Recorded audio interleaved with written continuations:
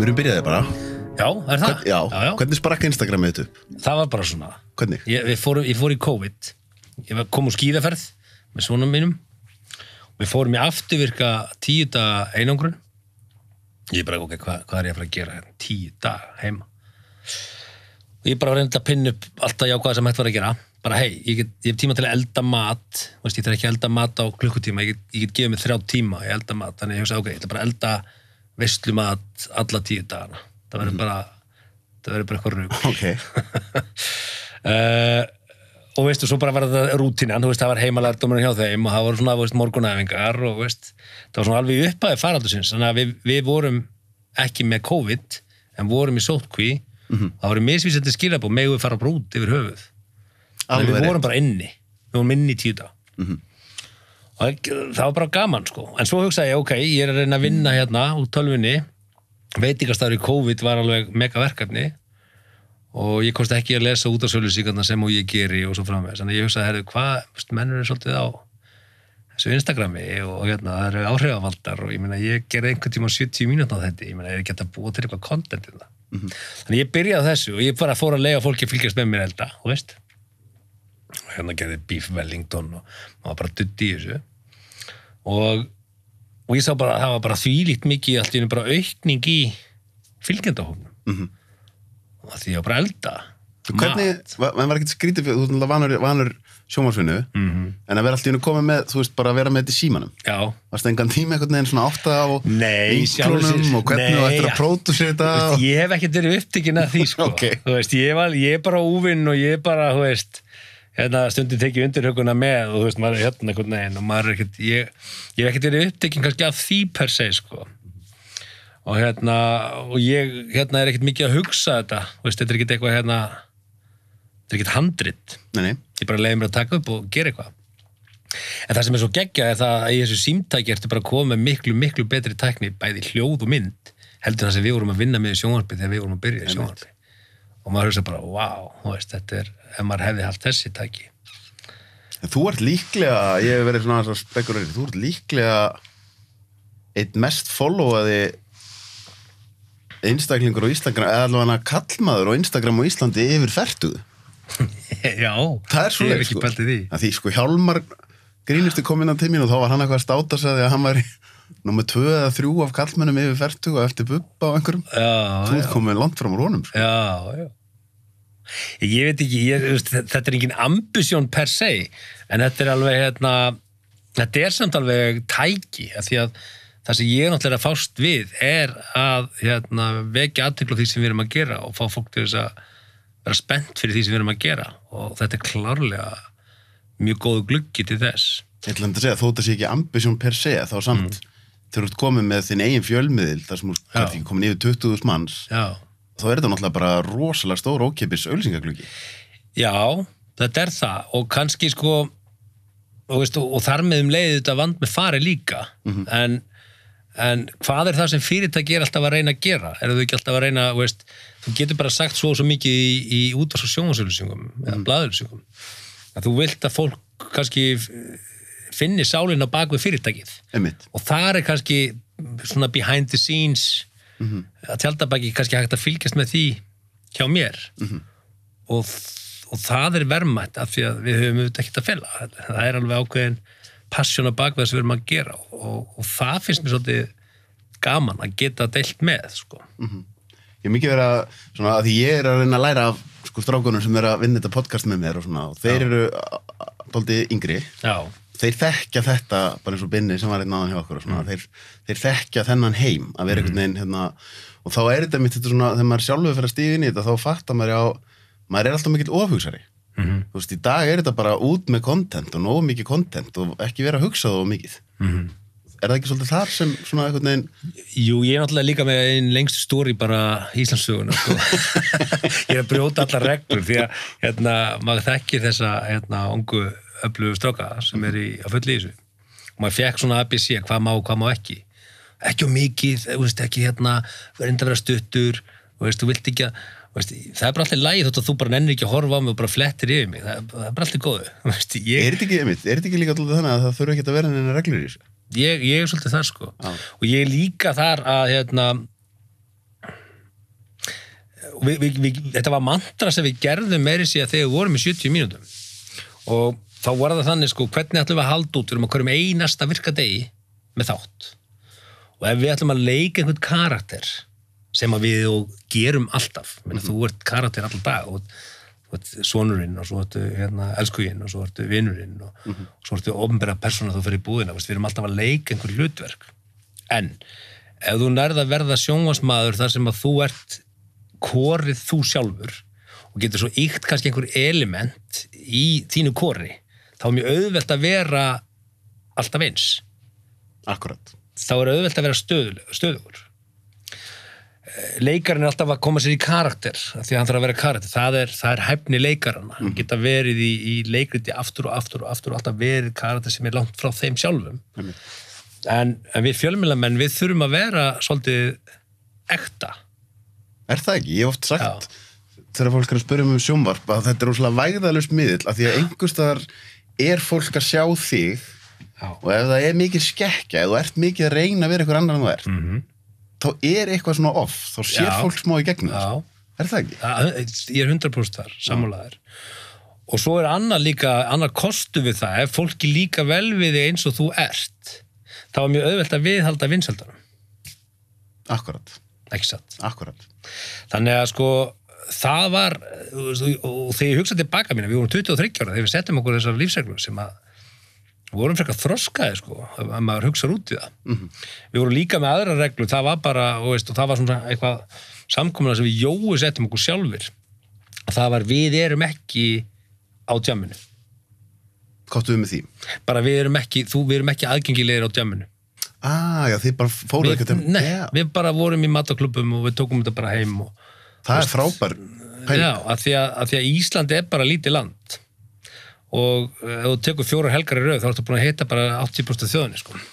Það er enda frábær punktur. Í markhópnuðinu sko. Og líka sérstaklega því sko ef maður er á þeim aldri að maður er að drekka mikið og þá þarf maður ekkert nema að gera eitthvað nokkra skrýtna hluti og þá getur það bara einhvern veginn verið komið út allan bæ og eitthvað sko. Fyrir utan það og sko Idoli var náttúrulega kannski svona lang stærsta tímabilið hvað var þar sko athygli og svona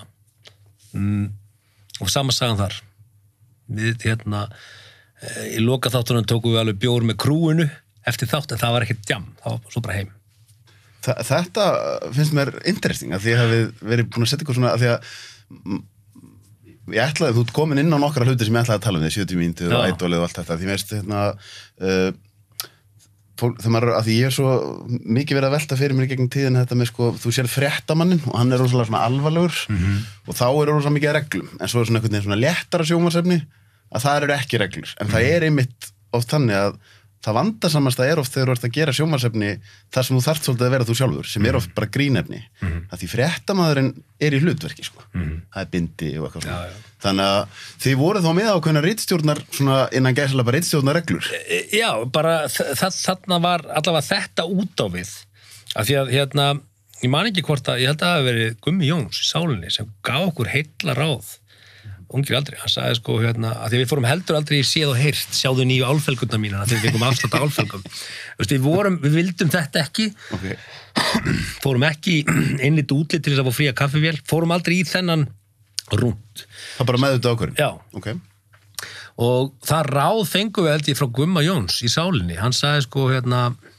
er allt í lagi að vera áberandi en hafðu þá eitthvað fram að færa skilur, og hugmyndin sko síðan fer maður að hugsa þetta sjálfur og pæla í þessu og ég er svona með þá kenningu að ferilliðinn, hann er bara þetta er ferilliðinn, þetta er bara lína hvort að þessi lína sé 30 ár eða hvort að hún sé 1 ár eða hvort hún sé 2 ár það fyrir bara alltaf eftir því hvað þú tekur marga bita af línunni, hver skipti sem þú ert að nota ásjónu þína eða persónu nú, ef þú er tónlistarmaður þá bara, byrjuð til plötu og vá, þú ert bara komið með fullt level og þetta getur verið eins og hálsás ræd hjá þér og þegar 1,5 árið er búið, ef þú kemur ekki með nýtt lag þá ertu svona eiginlega, já, ok þá er komið pressa, það þarf að koma eitthvað nýtt frá honum því að hann er bara þreyttur og með hverju nýju lagi sem þú kemur þá endur nýjaru línuna, skilur en hún er alltaf á endanum sama línan skilur ekki kunstinn þá þarna svolítið að svona enska orðið reinventa sig, það að segja að vera mitt að koma einhvern veginn, ég svona fundið að stundum mig sjálf með, að maður kannski búin að gera ákveðið og svo komið smá þreyta, þá kemur bók, svo komið smá þreyta, þá kemur bíómynd. Þannig að maður svona hoppar í ný hlutverk þar sem að maður þá kannski einhvern veginn orðin ferskur aftur, sko. Já, algjörlega. Og þú sér alltaf til dæmis sjá leikurinn sem eru fastir í ákveðnum hlutverkum. Að þegar þeir koma síðan fram í grínmynd. Akkurat. Bara, geggjaðu grínleikari, skilurðu. Og það tengir síðan öðru sem ég trúi því að allt í lífinu væntingastjórnun. Ok. Og endanum alveg sama hvað þú ert að gera, loka atómið væntingastjórnun. Ok, og og við stjórnumst að því alltaf. Hvort sem það sko vináttaðin eða hjónabandið eða efni sem þú ert að horfa á eða neyta eða matur eða alveg sama hvað þú ert með einhverja væntingar. Í vináttunni ertu með einhverja væntingar til vinaðins að hann bregðist við einhverju þegar þú tilkynir honum eitthvað. Þú ætlast til ákveðins viðbragðs frá vinuðinum, þú ert með aðra væntingar til kunningjaðina og skilur þú ætlast til þess að makiðin gera eitthvað fyrir þig og þegar viðkomandi bregst væntingum þínum að þá það upphafðar yfirvildinu. Akkur ekki búin að ganga frá, skilur. En er þá ekki lykillinn hjá manni sjálfum að reyna að fikta þess í þessari væntingastjórnun hjá manni sjálfum? Jú, og það held ég að sé rosalega stór lykill í að halda gleðinni. Það ekki að fara inn í það tímabil sem við erum að fara inn í núna, það mótefni að koma í janúar, það verður allt í topplægum páskana. Ég fer ekki þar, ég segi, ég held að við verum komin á góðan stað eftir ár og það rosa gott að hafa rangt fyrir sér því að þá það bara fyrr góða fréttir. Skilur við? Og þar með eru allar áætlanir út frá því að við verum komin á gott ról næstu jól. Það finnst einhvern gaman að heyra það, en það fínt að hugsa það og vona svo bara til þess að hafa rangt fyrir sér. En það þá ekki líka með þetta sem þú ert að lýsa núna, lögur farin að vinna svona með væntingastjórnunina, þá það síðan kannski líka sem lætur þig þegar þú ert í þessu 10 daga að þú hugsaður, ok, þetta bara staðan, hvað ætla ég þá að gera við hann eins og hún er? Og þá, ef þú myndir hugsa núna, þetta ekkert að fara að verða neitt frábært fyrir eftir svona langan tíma, að þá hugsaður, ok, ef ég vinn út frá þeim veruleika, hvernig get ég þó unnið með þann veruleika, þetta verði bara núna skrítið í heilt ári viðbót og þá kannski þá koma hugmyndir og alls konar pælingar út frá því, sko. Þetta nýtist mér allavega og ég meina til dæmis í þeim veitingarækt sem ég að fást við núna með tímann, samkomubann og annað, auðvitað það maður að hugsa út fyrir bóks og finna bara algjörlega nýja leiðir og þetta svona kannski þessi hugsun sem að allavega hendar mér mjög vel. Hvaða leiðir finna menn? Þú náttúrulega vorst að auglýsa eftir rosalega mikið af fólki í byrjun faraldursins, eða ekki? Jú. Eða svona, þá var samt aðeins búið að slaka á takmörkunum, eða ekki? Já, sko, þetta í rauninni við stofnum mínigarðinn, byrjum á því verkefni náttúrulega bara fyrir rúmi ári síðan síðan kemur faraldur og þá þetta tökum við stöðutjekk, við náttúrulega ekki að fara að opna hérna í miðjum faraldri komnir að stað með verkstaðinn, búinir að setja í gangi iðnaðarmenn og annað og svo var heimurinn sammála það að þetta væri bara skotið væri búið. Einmitt. Og þá henni ok, það undirliggjandi þörf Íslendinga til þess að koma saman, hafa gaman, samverustundir, keyrum á þetta. Kláruðum málið og opnuðum í júlí. Þegar við heldum svolítið öll að þetta væri núna bara... Já, þá vorum við komin í 200 manns og það var bara fínt. Það alveg ekstra hæfi í einingunni með 200 manns inni, þó að staðurinn tæki 500. Þannig að þetta var bara fín ákvörðun í júlí, ágúst og svona framan af september. Og þá erum við sett í 20 og svo 10 manns. Ekki það að við lifum þetta af, við sjáum í gegnum þetta og vitum það að þegar við verðum komin í meira umhverfi þar sem fólk má koma saman þá veit ég alveg að þetta á heilmikið inni og áttur að verða bara mjög góð búbót. En hvernig sjá menn í gegnum þetta? Það þá bara tósa allan kostnað niður? Já, ég meina það raunni, allur breytilegi kostnaður bara tekið niður í 0, við borgum við okkar leigu, aðstæðan í mínigarunum bauð okkur upp á það líka, við gáttum farið að framleiða mömmumat sem við ákváðum að keyra af stað með strax, sem bara heimilismatur í hádeginu. Það hefur gert heilmikið fyrir okkur og okkar einingar. Og tilrauna eldús þar sem við gerðum þristamús sem að ég byrjaði ekki árið þar sem ég hugsaði þristamús og mömmumatur að fara að bjarga rekstri þessa félags en aftur, það var ekki uppleggið neyðinkennin eftir konu að spinna já, ég held að það sé akkurat málið sko. Og svo líka það líka bara þannig að þú veist, það alls konar frasa til þú veist, þú ert aldrei sterkar en veikast til lekkurinn og svo framvegis. Ég hef tilhneigingu til að horfa alltaf á veikasta hlekkin og segja, ef ég get gert hann að styrkleika, þá ég með askoti góða keðju. Þannig að allir veikleikar í verkefnum sem ég nálgast, ég reyna að horfa á þá og reyna að finna kostina við þá og bara einbytta mig bara að þeim hlekk. Hvernig teik, sko, að því ég þekki nokkra sem að reka veitingastæði. Er eitthvað að hafa upp úr, er takeaway að bjarga mönnum með það? Já, bara algjörlega. Já. Og já, algjörlega. Og kannski í okkar félagi, að þetta allt undir einum hatti, að þar svona einingar eins og bara hljóllabátar sem eru bara, bara alltaf steddi og ef eitthvað hefur það bara aðeins aukist, sko, því að fólk svolítið að leita eftir því að þurfi ekki að fara inn á meðan fólks og svo framvegis. En þannig að svona, þú veist, það eru sumar einingar sem hafa bara staðið sér mjög vel. Langar að tala betur við um frumkvöðlinn og svona allt það sem þú gerir því á eftir, en mér langar að fara hans aftur í sjónvarpið. 70 mínútur. Þetta var náttúrulega verður og ákveðin hátt síðan svona útungunar stöð fyrir bara ákveðina tegunda fjölmiðlun sem enn í gangi núna. Hvernig, þú veist, þetta byrjar bara hverjir aftur í þessu byrjun? Það þú, bara ég og Jói í rauninni. Við breytum útvarpsþætti sem hét 7-10 og var frá 7-10 morgunþætti og útvarpsstöð sem hét Mono og við breytum því í sjónvarpsþáttin 7-10 mínútur og við fáum Sveppa með okkur sem svona sidekickið, þú veist, stuntmannin eða skilur og við vorum bara með þáttinn og svo var Sveppi hluta krúinu bara í að gera með okkur fallamyndavél og eitthvað þessu dóti. Og síðan kemur Audinn og svo framvegis. En já, þessi þættir, mér fannst svolítið leiðilegt að það yrði klippt á þá og strákarnir fóru bara í strákana á stöðu 2 og skildu bara tómt eftir, tómarúmið eftir. Þú veist, leiður, það situr ekki í mér, þú veist, ég var ekki brjálaður, en ég sá samt fyrir mér að það vantar svolítið þetta plattform fyrir unga efnilega aðila að koma inn í rammanu þar sem þú mátt bara gera öll mistökiðin, að þú lærir mest á þeim. Mátt gera öll mistökiðin og þar getum við fundið talent. Því að ef þú horfir á sjónvarpsflóruna, þá eru þeir ennþá yngstu gæjarnir einhvern veginn í flórunni.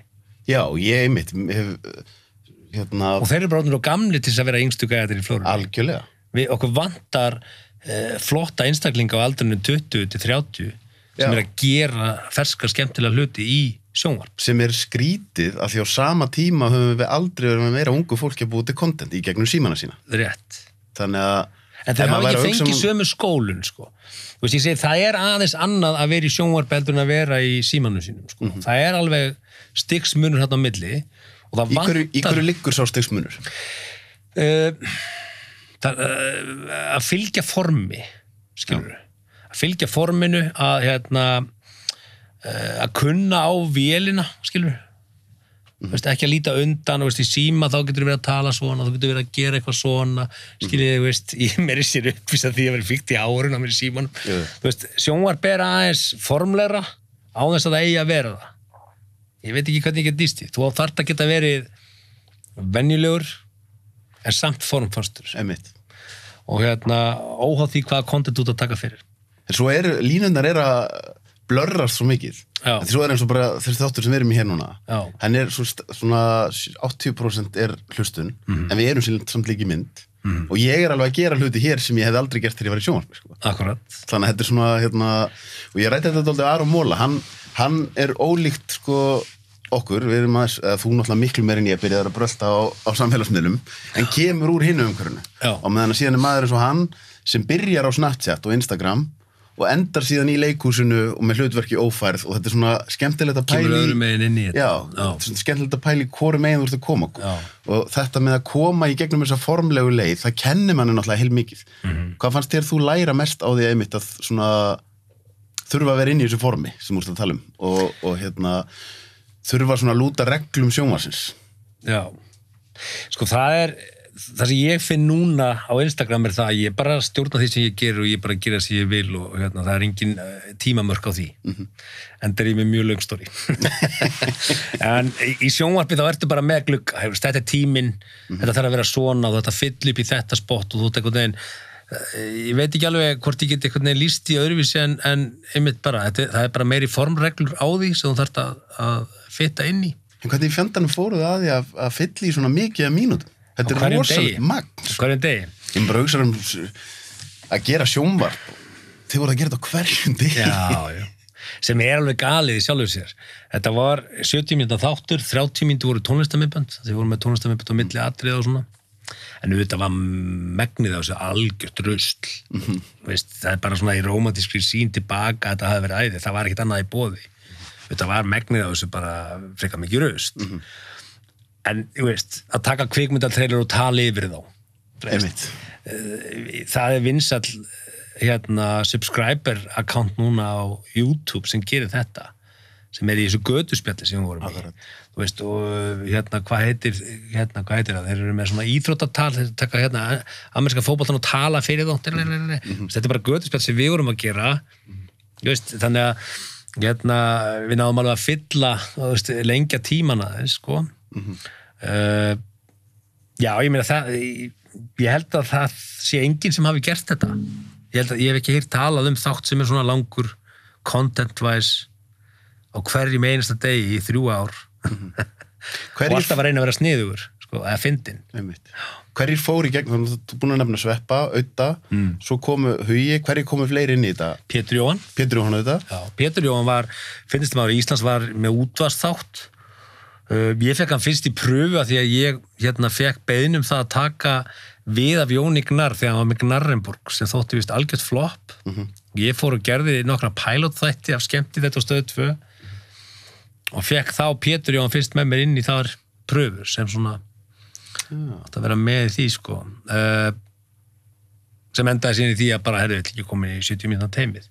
Af því að ég og Jói byrjuðum, Jói fer síðan út þá koma Svepp og Auddi inn í sviðsmyndina síðan kemur Pétur inn aðeins og fyrir að vinna aðeins með okkur og svo fer ég út og Pétur kemur inn og þá eru þeir 3 þetta var svona færibandið og síðan kemur Hugi, Ofurhugi kemur inn sem sidekick í þeirra hann hefði hæglega geta farið inn í stólinn hjá einhverjum og þannig hefði þetta geta orðið svona færiband sko. Eins og Saturday Night Live fyrir grínista í Ameríku það alltaf verið að endurnýja þar og svo bara spin-off, þessi bara komin hann bara full þroskaður og fer bara að gera sína bíómyndir Það er rétt til að segja það, er ekkert mikil endurnýjun búin að vera Nei, og þegar ég fór og opnaði 2 sjónvarpsstöðvar sælla minninga að þá var önnur stöðin hugsuð í þetta og ég minna þar tóku við inn Sölkusól hún hafði ekkert verið mikið hún var nýbyrjuð þá í Abatadama og Amatadama og Unnsteinn í Retro Steffsson hann steg sín fyrstu skref í sjónvarpi þar fór svo Rúf og fekk Eddu flottur sjónvarsmaður já, mjög flottur og bara þessi stutti tími var þó við náðum samt að finna þetta fólk sem er mjög frambærilegt þannig að bara við vorum í loftinu 3 mánuði En hvað með þetta sem þú sagðir á hann með að það vanti plattform þar sem þú færð að gera mistöki Já Á þessum tíma gátu menn gert mistök sem urðu ekki að jafn stórum málum eins og í dag. Er það ekki líka annað sem að sérstaklega í svona litlu landi eins og Íslandi, erum við ekki orðin aðeins og hörð út í það þegar fólk að gera saklaus mistök sérstaklega þegar það að gera mikið content og þá er fólk einhvern veginn stimplað eitthvað þá, þú veist, er það ekki líka það sem veldur í að það er erfitt að vera með svona þætti? Nei, veistu, ég er búin að pæla mjög mikið í þessu PC-atriði sem að það eru allir sammála að það sé alltaf mikið af því. Það er að finna við það. Einmitt, og þess vegna og ég held að það sé bara allt í lagi að vera ekki PC. Það sem þú átt að þola hins vegar er að það er skrifað það í blöðunum og það koma sömu 14 gáfumennin og henda kommentum á það. Úr því verður eitthvað spin-off og ef þú bregst við því þá verður það nýfrétt því að þú ert alltaf að hugsa bara að búa til content í fréttunum líka. En heildin og þjóðin bara meðri liði, sko. En það samt, við erum kannski ekki með en það samt, við eigum samt dæmi það sem kannski stór hluta þjóðinni var í raun og voru kannski á sömu skoðun á einhver, en hann samt þorir ekki að úttala sig það er kannski eitt einmitt, fólk verður náttúrulega að þola að sé skrifað það í fjölmiðlum, en annað þegar það einhvern veginn verið að, þegar fólk fyrir að hræðast að það sé búið að missa starfið sitt, eitthvað svoleiðis, skilur. Já, auðvitað og það ætti enginn að missa starfið sitt fyrir að segja eitthvað eða hafa eitthvað skoðun. Og bara ef það gerist þá bara er það galið, sko. En maður hefur upplifað það því að ég er sammálaður. Það eru flest allir sammálaði að þetta sé bara mikið og einmitt, móturökin væri þá einmitt á hinni hliðinni bara herði hérna, ef þú ert í fjölmiðlum þá verður náttúrulega bara að þola það að það sé ykkur ósammálaðir og skrifar eitthvað þig og allt það og það sé eitthvað drull. En manni líður samt eins og sé búið að koma svona á síðustu 3-4 ára svona hálfgerð svona hræðslu bylgja yfir grínist á bara eins og Bandaríkjunum og allir að biðjast afsökunar á einhverjum 15 ára gömlum tweetum og eitthvað. Fólk er að gera þetta vegna þess að það er hrætt að missa vinnuna sína. Já. Og það er alvarlegt. Er það ekki? Jú. Og það sem er alvarlegast við það er að þetta er bara ráðandi í pólitík. Það er alvarlegast í hlutinu. Okay. Því að við erum að taka samfélagslega ákvarðanir byggðar á hvað fólki finnst gott að heyra en ekki hvað er skynsamlegt að gera. Það finnst mér alvarlegast, sko. Og en eru þetta stærri umræða og dýpri. En já, ég hef aldrei verið hræddur það að fólk segi sína skoðun að hafi óbeit á mér. Það er bara þeirra algjörlega frjálsa val og þegar ég segi eitthvað sem kannski mögulega er umdeilt að þá er ég þó allavega ekki að koma vondum stað. Ég er aldrei með rætið agenda. Skilurðu? En er það ekki mitt að ef maður gerir eitthvað svona mistök og maður fattar það eftir á, þá leiðu það er búið að svona einhvern veginn hjóla þannig í því að þú ert bara vondur maður, þú ert bara að missa vinnuna, þá líður þér eins og það sé ekki nóg að biðjast bara afsökunar, sko. Því maður hefur gert kannski eitthvað mistök, þá líður maður eins og það sem maður ætti að geta gert er bara, hey, ok, ég fór yfir strikið þarna, eins og þið sjáuð, þá kom ég ekki frá slæmum stað og bara sorry, skilur. Ég ætla að læra þessu. Já, ég held að það sé nóg. Já, ok. Menn bara gera það ekki. Nei, þú meinar. Já, menn kannski kom ekki svona fram, þú veist. Menn fara í einhverja svona PR-stellingar og segja, betra svarar sér ekki neitt og þetta líði hjá. Það er enda frábæð punktur. Menn koma ekki bara og segja, hey, fronta þetta bara. Þú veist, þú getur sært fólk á þess að vita af því. 100%. Já, og ef ég gerir það, þá vil ég vita af því því að ég vil þá bara hringi það og segja, herri, fyrir ekki að því. Það var ekki það sem ég ætlaði að gera. Alveg rétt. Þú veist, því það er líka mjög vont að labba göturnar vitandi það að þú særi einhvern og þú bara ert ekki að tækla það að biðjast afsökunar. 100%. Það getur þig að líka. Þannig að, þú veist, á meðan þú ert ekki þarna. En maður er svolítið að velta fyrir sér, mann finnst kannski eitthvað svona frjálslegt sjónvarpsefni þar sem það er einhver ástæða fyrir þetta er ekki í loftinu, sko. Já. Heldur að sé bara að skorti hugmyndaflug og sjónvarpsstöðunar? Ég veit það ekki. Nei. Það hlýtur að vera fullt þú þarf bara að vera svolítið djarfur líka. Þú verður líka að taka sjensa, sko. Þú veist, og ekki síst í sjónvarpi, sko. Menn verður að leyfa sér það. Ég man þegar við vorum að tala um PC, ég man það var eitthvað myndskeið að Pétur Jón að gera grína Asíubúa, hann var að taka menn voru að tala um bara að þetta var hræðileg fordóma kakvart minnihlutahópum, sko, Asíubúar eru meirihluti heimsins, sko. Já, og ég skil ekki alveg Nei, og það ég skil ekki þetta grín má allt, ég er bara þar. Já. Og svo getur þið fundist eitthvað fyndið eða ekki fyndið. Það er sjónamið sem ég held að margir hafa, en svo eru aðrir sem hafa ekki sama sjónamið. Nei, bara, og fólk sem móðgast fyrir hönd annara eru erfiðustu týpur í heimi. Það er svolítið svoleiðis. Ég lendi í daginn að ég fór í þátt til Gumma Ben og Sóla Hólm á Stöð 2 og þeir komu í stúdíu og ég vissi að því og tóku upp þátt og þetta var svolítið hart grín sem að Sóli var að gera mér. Daginn eftir og bara innhólum mitt fullt af skilaboðum frá fólki sem vildi berja Sóla Hólm fyrir mína hönd án þess að spurja mig hvort að mér hefði finnst í lagi. Það var bara búið að ákveða að þetta verði það hræðilegast sem hefði gerst fyrir mig og þau ætluðu að refsa honum fyrir mína hönd.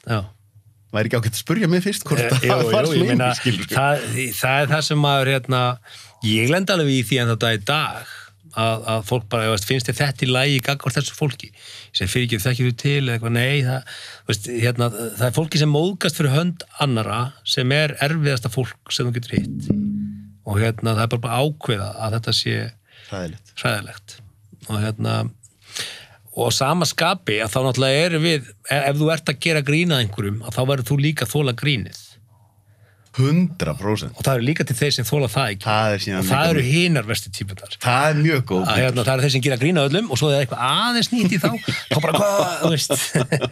Og það segir manni bara strax, þessi persóna er að nota grína og aðra sem skjöld og vörð gagnvart sínum eigin breiskleika. Skilurðu? Já, mjög góð punktur. Þannig að þetta eru svona típundar sem eru erfiðar að eiga við. Það er bara þannig. Ædolið, mér langaði svolítið að ræða það við þig. Vegna þess að þar finnst mér maður á einhvern nátt komin í mjög flókna útgáfa af sjónvarsvinnu sem kom svolítið í ljós þegar þið Jói hættuð. Það var mjög erfitt að finna einhvern í staðan fyrir ykkur. Man þegar Larry King, hann var búinn að taka viðtöl samfellt í einhver 30 ára á CNN. Svona viðtöl og þá hugsa fólk einmitt hver á að taka við að Larry King, það verður að vera eitthvað sem var síðan Piers Morgan. En hann er spurður, ef þú mættir ráða, hver á að taka við þér? Ryan Seacrest, besti sjónvarsmaður sem til er. Að því fólk gerir sér ekki grein fyrir því hvað er flókið að hósta svona þátt þar sem þú sjálfur ert að vera skemmtilegur en þú mátt aldrei fara yfir línun og vera hallarislegur. Hvernig var einmitt þetta? Hvaða reglur setið ykkur þar í þeim þáttum? Því þar eru þið ekki lengur í fíblaskap, beinum. Nei, og það er skemmtilegsta sjónvarsverkefni. Það er bein útsending, Smáralind, þú veist, þú ert með nokkur hundru áhorfundur í sal og þú veist að það er bara alveg 80-90.000 manns að horfa. Þetta er alveg keppnis. Akkurat. Þú veist, og við vorum ekki með textavél. Einmitt. Þannig að við vorum með spjöld og að læra svolítið textan utan af og við settum það reglu strax bara, við erum ekki að fara orð fyrir orð eftir handritinu. Við vitum inntakið, við vitum að við þurfum að byrja hér og við þurfum að enda hér. Allt sem gerist á milli er bara það sem gerist á milli. Og við vorum með eina möndru áður en allir þættir byrjuðu. Stóðum við bakvið bara ok, og þetta sögðum við alltaf. Allt sem við segjum að gerum er það sem við ætluðum að segja og gera. Að því leiðu þetta í beinni útsendingu og þú segir eitthvað, þú er búin að ákvaða að þú ætlar að segja góða kvöldið, velkomin stöðunleit ég get ekki búið þetta til hér en þú er búin að ákvaða að segja eitthvað og svo kemur það öðruvísi út hjá þér að það verst sem þú gerir útsendingu fyrir ekki, ég ætla ekki að segja þetta, ég ætla að segja, ef þú fyrir að bakka þá einhvern veginn er komið högt á það. Akkurat. Ef þú keyrir í gegnum mistöki eins og þetta var bara hlut af prógraminu, þá verður ekki var við það og öllum líður vel. Einmitt. Og þannig að við sögum alltaf allt sem við segjum að gerum er það sem við ætlum að segja og gera. Já, góða punktur. Bara, það er ekki mistöki. Í litlu landi eins og Íslandi, þá er alveg, þú veist, það er meira að segja það að finna öflugt sjónvarpsfólk. Til dæmis eins og Logi Bergmann er mjög flinkur í þessu. Ef hann gerir mistök þá næri hann einhvern veginn næstu því að gera mistökin þannig að það var eiginlega betra að hann gerði mistök. Af því þú finnur ekki á honum, talandum að þú finnur ekki á honum shit, ég var að gera mistök. Nei. Hann bara einhvern veginn ónar mistökin algjörlega og heldur áfram, En það er líka, hans hæfileiki líka sá að hann er bara hann, sem við tölum áðan. Að þegar þú ert þú, þá leyfist þér að vera undir skýjun einn daginn og þreyttur hinn daginn og þið leyfist að gera mistök ef fólk þekki þig, skilur. Ef þú ert alltaf svakalega slikk og cool, þá er fátt fyndan að sjá það með skakt bindi. Þú veist, ef þú ert alltaf untouchable og einhvern veginn unreal, þá mun fólk vilja finna þessi mistök og gera mikið úr þeim. Þetta eru svona stærstu sjónvarpsverkefni sem fólk fer í á Íslandi, eins og Idol á sínum tíma, menn þetta var alveg það var gríðalegt áhorf á þetta. Já. Eftir á að hyggja, þetta er skemmtilegt sem þú gerir í sjónvarpinu. Já. Hands down, engin spurning. Og þetta var náttúrulega fyrir mér var þetta náttúrulega meira en bara sjónvarpsverkefni því ég var verkefnastjórinn í verkefninu, skilur. Ég var að sjá samningar símakostningarnar, ég var að sjá kostendurna, ég var að sjá miðasöluna, alla tekjuöflunina. Þannig að ég var í rauninni bara að vinna í verkefninu allt í kring og svo var ég kynnis. Þannig að maður var mjög upptekinn að þessu og þessi sería velti meira en Skjár 1 sjónvarpsstöðin á heilu ári. Já. Og Siggi G, lögmaður og þáverandi forstjóri. Þetta var mjög bold move að taka inn þennan þátt. Hann var mjög dýr og Stöð 2 var á hausnum. Áskriftarsalan í þessari fyrstu seríu hafa mér sagt að var bara einn af lyklunum í að bjarga rekstri félagsins. Þannig að þar var ákveðið bold move að taka. Og hvernig var, sko, því þú segir að þú verið í raun og veru ekki beggja vegna borðsins, eiginlega bara allra vegna borðsins í þessu verkefni. Hvernig sko, því að þetta náttúrulega orðið erfiðar í dag en það var á þeim tíma, en að fjármagna svona stórt verkefni í íslensku sjónvarpa, því íslenski fjölmiðlar eru nú ekki, þetta nú ekki arðbærasta fyrirbæri í heimi. Nei, það er rétt. Þetta náttúrulega Stöð 2 með eina svona, rekstramódel þeirra áskriftarsala. Og svo það auglýsingasala. Þetta tvennt svolítið þess að þú þarft til þess að geta bara búið til alvöru efni. Það sem frítt mun alltaf verða aðeins minna, það verður minna efni, það þarf að gera það ódýrara og það fyrirgefst meira núna því á endanum content alltaf aðalatrið. Við erum til í að horfa á léleg gæði á YouTube-innböndum ef að efnið gott, ef það fyndið. Innihaldið í lagi. En ég segi sko, í núverandi fjölmiðlaflóru, þá held ég að Idol, ef það endurgert hér, það the huge. Þú heldur það? Alveg, 100%. Af hverju? Í fyrsta lagi náttúrulega erum við með bara kynslóð í dag af ungu fólki sem miklu minna feimið. Þú með miklu meiri hæfileika held ég að núna, heldur en þá, að því að fólk þá var kannski að halda aftur af sér, þorði ekki að sýna hæfileikana sína með að vera með miklu meiri svona hugrekki að koma fram í dag, heldur en þá. Og svona stór þáttur sem í beinni útsendingu, þar sem þú þarft að vera virkur þáttakandi og sjá það í beinni, fólk langar alveg að eiga þessa stund. Við sjáum, við höfum alveg séð núna eins og í þessu COVID, fólk alveg stillir inn á Helga Björns eða Helgar þætti? Já, Ingo, skilur við. Það er svona ákveðin stemning í að eiga samveruna saman. En ekki á móti þá samt? Þú vilt ekki horfa á Idol á tímaflakki. Þú vilt ekki horfa á enska boltan nefn í beinni. Það er rétt.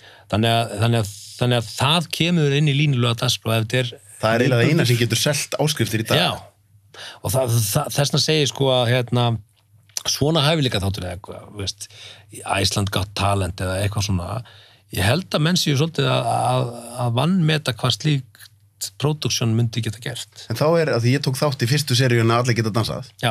Það var einmitt dæmi mjög stóra production, mjög dýra, en ég meina á nútíma mælikvarða, þá var hún bara, áhorfið var mjög gott, gúdvillið var mjög mikið, en þá kemur aftur þetta, þá á kannski þessi production að reyna að standa undir rekstri allra Stöðvar 2.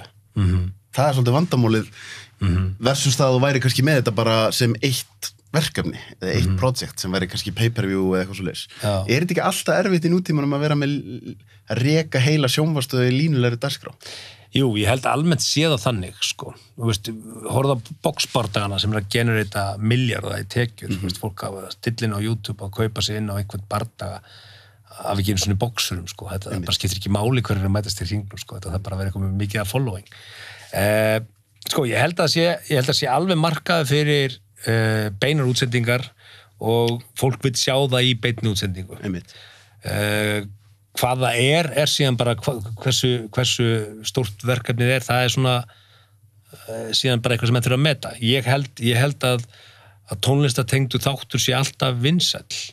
Við sjáum það bara aftur og aftur að sanna sig. Við horfum á Eurovision mjög mikið, við horfum á Helga Björns live að koma hérna, við horfum á Ingo þættina. Það er alltaf gaman að horfa á lifandi tónlist, þú veist alltaf að það er element af mögulegum mistökum. Akkurat. Og ef þú ert með síðan virkni þar sem að þú getur tekið þátt í einhverju unnið, eitthvað gert eitthvað, þá held ég að það sé bara enn betra, sko. Og ástæðan fyrir ég segja að núna eru aðstæðna miklu betri, með miklu fyrir símtæki höndunum á fólki, keppendur hefðu sína eigin Instagram eða sitt samfélagsmiðla sem þeir geta prómotera sig, skilur, þannig að ég held að þetta það getur miklu meiri pollur, sko. Svo náttúrulega líka kannski að því að það liðir svolítið langa tíma, því maður fann með seríunum að þá kannski er ekki það stórt land að þá ertu á einhvern nátt búin að klára talenti. Það var ákveðin aldurspil og við vorum basically búin. Endur nýja að sé aðeins. En við sáum alveg mun á milli 1 og 2, það voru margir sem vildu sjá hvernig 1 færi til þess að, er þetta eitthvað? Er ég að gera með fíbli? Nei, þetta aðeins stærra, þetta aðeins meira. Koma, þannig að fyrstu svona 2-3 seríurnar voru, maður sá stigsmuna á gæðunum, kannski sko í hæfileika. En síðan voru við bara að kreista, þú veist. Vorum búin að fara fórum hringinn, fórum á Ísafjörð, fórum á Akureyri, fórum og sóttum bara alla fjórðunga og það var eiginlega ekki hægt að kempa það svæðin eitt mikið meira. Já, alveg, það var verið að fara sveitir landsins. Já, við fórum all land, maður, þetta var alveg ríkalega gaman. En já, Ísland á lítið til þess að gera þetta kannski á hverju ári, en þetta getur verið annað hvert ár, eitthvað í þeim dúr, sko. Er ekki samt fjölmiðlun nútímans, ég veit ekki, maður að hugsa bara eins og bara þú núna með, þú veist, setur eitthvað inn á Instagrami, þú veist, með 20.000 fylgjendur, það er alveg líkur á að þú getur verið að setja inn eitthvað vídeo sem er kannski að fá bara álíka áhorfa eins og einhver þáttur á Stöð 2 eða RÚV. Já. Skilur við? Já. Kannski ekki RÚV, ég veit ekki, náttúrulega mjög mikið áhorfa RÚV. Já, RÚV er alltaf mest áhorfa bara á stillimynd, sko. Jú, það er bara fínt. En sko, jú, ég meina, ég finn það alveg að, maður búin að gera mjög margt í þessu og maður finnur alveg líka, og ég finn það alveg, ég sé alveg hvaða efni sem ég set inn flýgur og flýgur ekki. Hvað er það sem flýgur? Það er bara, mistök. Bara ef maður gerir eitthvað sem er, ok, ef maður gerir sér fíbli, þá flýgur það. Fólk hefur gaman af því. Og maður náttúrulega getur ekki metið að hvort að það sé þórðagleði í þeim eða hvort þetta sé raunverulega bara fyndið, maður veit það ekki. En matur er alltaf, fólk hefur gaman af mat og ef þú ert að gera gírnilega mat þá koma margar spurningar og maður þarf að svara og ég svara öllum. Já. Ég bara tók það afstöðu strax og þetta er orðið pínu vest núna, sko. Það er svona mikið? Já, þetta er svona, þegar maður fær, hvaðan var skápurinn sem þú keypti og hvað hét það? Þú erum búið til eitthvað konseptið ekki, því ég ætla nú að viðurkenna það, ég er ekki búin að fylgjast neitt rosalega mikið með, en þú ert komið með rosa konsept, þú opna gjafir Já, það er svona nýlegt, sko, að því að alls konar fólk vil senda mann eitthvað og fyrst var ég bara svona, nei, ég vildi ekki, því mér finnst eitthvað svona óþægilegt, svo ég segi, hei, jú, gerum þetta bara, gjörðu svona, sendið mér það, ég skal bara svo opna þetta, en þú tekur þá áhættuna, af því að ég ætla þá líka bara að segja að mér finnst þetta ekki flott, eða þetta hendi mér ekki. Og það sem ég hugsaði var, sko, vinsælasti sjónvarpsþáttur allar tíma er Top Gear. Er hann það? Langvinsælasti sjónvarpsþáttur allar tíma. Og af hverju var hann vinsæll? Það var af því að þú gast ekki keypt umfjöllun bílana þar.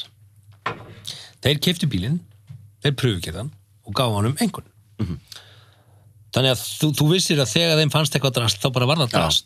Þegar þeim fannst eitthvað gott, þá var það gott.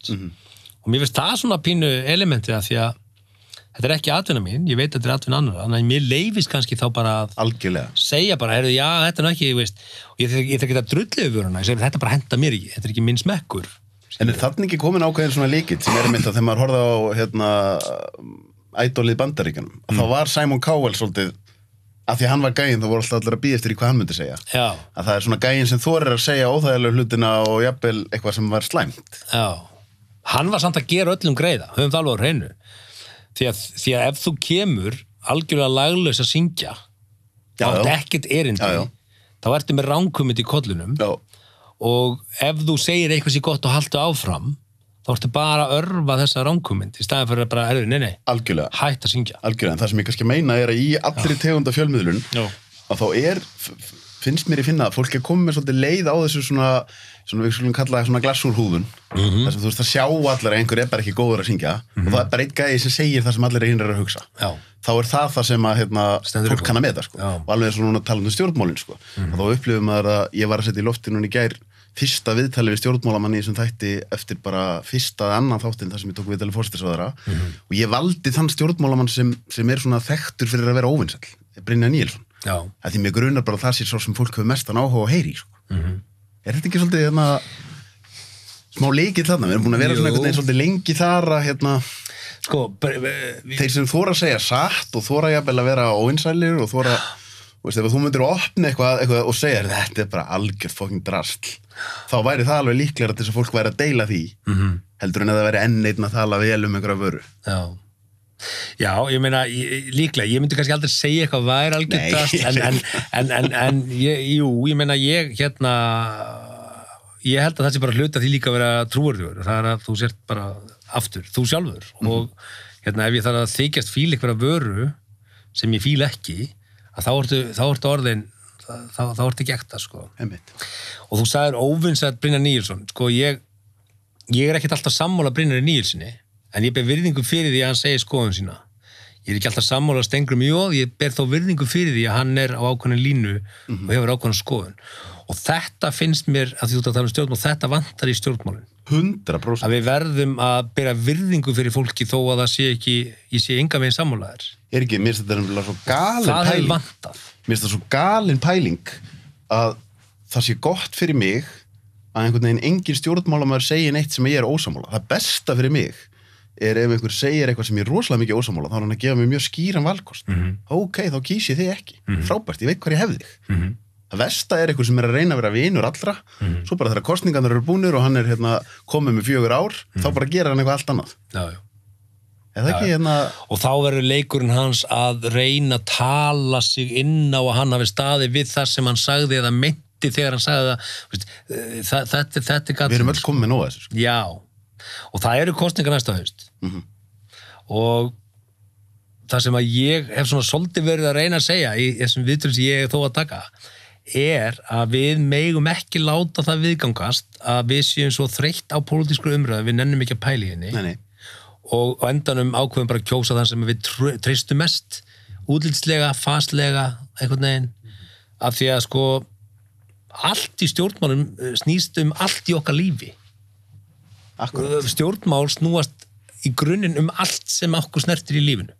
Það snýst húsnæðisverð, það snýst launakjörun okkar, það snýst þjónustunum sem við fáum í heilbrigðismál, snýst, basically það sem við erum að reyna að gera alltaf dag, því stjórnað af þeim sem stjórnar landinu. 100%. Og hvernig getum við mist áhugan á því ef við höfum áhuga á lífinu yfir höfuð? Það má ekki gerast og málið það við stjórnum því og sérstaklega kannski að mörguleiti fjölmiðlamenn er að leyfa mönnum ekki að segja bara eitthvað og láta það svo bara standa. Og þá komum við að því sem er líka svona ákveðið metnaðarmál hjá mér, því við erum búin að ræða fjölmiðla. Ég tel gríðarlega mikla þörf á RÚV og ég tel gríðarlega mikla þörf á því að hafa stofnun sem að er yfir allt hafið þegar kemur að upplýsingagjöf. Þá er ég ekki að tala um afþreyingu. Mér finnst að það eigi bara aðrir að sjá það. Við þurfum að vera með fréttastofu, fréttadeild sem er algjörlega óháð pólitík, hálaunaðir góðir blaðamenn sem eru þar alveg ekki ginkeiftir í að fara mjúkum höndum eitthvað sem ekki þarf að fara mjúkum höndum Akkurat. Sem að hafa örugan ellilífeyrispakka. Þeir þurfa ekki að leita sér að vinnu eftir að ferillin er búinn eða, þeir hætti fjölmiðlamennsku bara eins og við erum að sjá á BBC og í þessu flóðu upplýsingar sem við höfum í dag þá er mjög mikilvægt að vera með faktcheckaða fréttaveitu sem veitir raunverulegt aðhald. Ok, hvað kallar faktcheckaða fréttaveitu? Bara ef ég sé frétt á RÚV það sem segist ekki náðust í hann í að leita viðbragða þá er þetta ekki orðin frétt og af hverju birtur hana? Þú getur ekki byrt frétt þar svo þú heyrir ekki hina hliðina. En ef hin hliðin vill bara ekki láta heyri sér? Þá hún má ekki að komast upp með það eftir opinber aðili og kjörinn fulltrúi. Við þurfum að búa til umhverfis að þú mátt þetta bara ekki. En þetta er, að því ég hef unnið að náttúrulega fréttastofum og umhverfið fréttamanna er einmitt, ég er svo sammálusu. Þú ert að vinna 2-2-3. Þú færð útluta verkefni á fréttastofunum morgunin og þú ert basically dagskrákjörðamaður. Þú ert að fylla upp í 22 tíma fréttatíma sem er alltaf bara 22 mínútur og það er gallin við RÚV á auglýsingamarkaði. Það er ekki því að auglýsingarnar og auglýsendur stjórna fréttan, nei. Það er bara þér ber að fylla upp í 22 tíma glugga af því að auglýsingarnar þurfa að vera réttum tíma þá ertu jafnvel að kötta á frétt sem stór frétt af því að þú hefur ekki lengri tíma út af auglýsingatíma. Þannig eru auglýsingarnar að eyðileggja fréttirnar. Alveg sammála. Og það stendur í lögum að þetta sé upplýsingaskylda á RÚV. Það stendur ekki að það er að vera á hverjum degi 22 mínútur klukkan 8. Þannig að RÚV geti nota resursana í að segja, það er bara 3 fréttatímar á viku, þeir eru klukkutíma langir og það eru alla fréttirnar ígrundaðar og vel unnar. Þarna talandi þetta form, ég hef mjög gaman að þessar umræðu, mér langar að taka meira þessar umræðu með þér. Hver ákvað að fréttatími ætti að vera 22 mínútur, og svo Stöð 2 að gera samskona fréttatíma. Það er eins og það sé svona búið að negla það í stein, að þetta sé leiðin til að gera fréttir. Þetta bara 2 talk shows. Þetta bara Jay Leno og Letterman. En eins og segir, það sem hefur breyst, sko ekki einu sinni frá heldur, það sem hefur breyst bara á síðustu 15 árum, er að þegar þetta form var þá var sko eina leiðin, þú fyrst eitthvað dagblaðinu og lúuna mótni og svo fyrstu kvöldfréttir að kvöld, síðan er bara komið eitthvað sem heitir internet, sko, sem þýðir að sko, það er búið að segja þér eiginlega allar þessar fréttir sem er fréttatímanum á kvöldin. Það gæti þó þessi kvöldfréttatími verið að gera öðruvísi, hann gæti verið að gefa sér meiri tími í að skoða fréttinar, eins og segir. Og þar að leiðandi þyrfti hann þá annarkvort að vera með meiri mannafla, eða kannski þessi fréttatími þyrfti ekki endilega að vera á hverju kvöldi, eða hans eina hlutverk er... Af því að rökin þegar ég ræði þetta við þá sem eru RÚV, og trú mig, þeir eru ekkert að mótendilega þess að skoðum, ef þú ert blaðamaður, fréttamaður, það vilja allir fá tíma til að vinna og þú vilt komast að kjarna málsins, sem á að vera kórið til þess að reka það áfram í jobbinu, þá vilt ekki vinna 2-2-3 og get ekki farið aftur í fréttina svo að vinna mánudaginn þegar þú mætir aftur á vaktina af því að þú ert komið með nýjan lista frá fréttastjórunum það sem þú ert að ná í, þú ert basically að ná í efni til þess að fylla upp í tíman, skilurðu, og ef það er ekki neitt að frétta, þá endur við fréttatíman á að sjá endur á tjörninni sem að myndatökumaður okkar náði, þegar ekkert er að frétta. Og þegar mikið er frétta, við komast ekki lengra með þessa umræðu, ert það að djóka, við vorum loksins komin á flug, við komast ekki lengra með þessa umræðu, okkur er þetta að segja með það. Þarna þetta bregðast upplýsingagjöfinni, út af auglýsingatímanum. Hárrétt. Og þetta finnst mér við þurfum að endurskoða. Stjórnmálin vilja ekki endurskoða þetta, af því að það er mjög gott að hafa kontról á upplýsingagjöfinni meðan þetta er viljiði. Þannig við þurfum að leyfa okkur... Besta leiðin til þess að hafa kontról og upplýsingagjöfin er náttúrulega bara að vinna hverju sé þannig að fréttamennirnir geta ekkert verið að gáfa hann í hlutina. Og ennþá betra ef að launin séu þannig hjá þessum fréttamönnum að þeir eru bara að bíða til því að fá að vera upplýsingafulltrúi í stóru fyrirtæki. Sem þau eru. Sem þýðir að viðtölin við þessi fyrirtæki verða kannski ekki droslega grimm. Nákvæmlega. Þannig að við erum svolítið svona, þetta finnst mér við þurfum að standa vörðum á RÚV. Og aldrei mikilvægara heldur en akkurat núna. Við erum að horfa upp á tímabilið sem að Trump er forseti. Í gegnum hvað? Rangar upplýsingar, valda markkópa, fólk er að sækja fréttina sína inn á Facebook en ekki, sko við verðum að halda utanum rétt upplýsingar. En síðan kemur aftur á því sem er svona, og maður svona umræða sem maður er kannski komin aðeins út á hálan ís, en mér var kennt það þegar ég byrjaði sem fréttamaður að ég ætti að vera hlutlus. Og nú til dæmis bara tekið það fram að ég er ekki að segja þessi stuðningsmaður Trump. En þegar að kosningarnar voru núna, þá leið mér eins og ég vissi skoðun hvers einasta fréttamanns á Donald Trump. Það kemur bara ekki við, sko. Skilurðu? Nei. Það er annað sem er einhvern veginn að maður ósjálfrátt byrjar inn í einhverju umhverfi að byrja að ritskoða sjálfa sig. Og allt í einu svona einhver bara svona, heyrðu, ég veit ekki hvernig ég var að orða þetta, það var bara eins og það var núna daginn eftir kosningarnar, þá var, ég held að verið bæði á MBL og RÚV. Þetta fyrsta sem ég lærði fréttamennsku, þú hefur ekki spurningamerki í fyrirsögn, þá er það ekki frétt, þá er það spurning.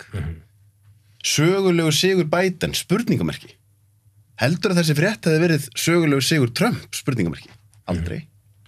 Aftur, þetta er ekki af því maður sé eitthvað hrifinn af Trump, en það er bara svona, heyrðu, við verðum að vera hlutlaus. En Trump hefur líka móðgað alla fjölmiðla stéttina. Ég veit það, og það sem ég kannski segja er að, og aftur, þetta er svo rosalega erfið umræða vegna þess að fólk túlkar hann alltaf þannig að maður sé með einhverja skoðun.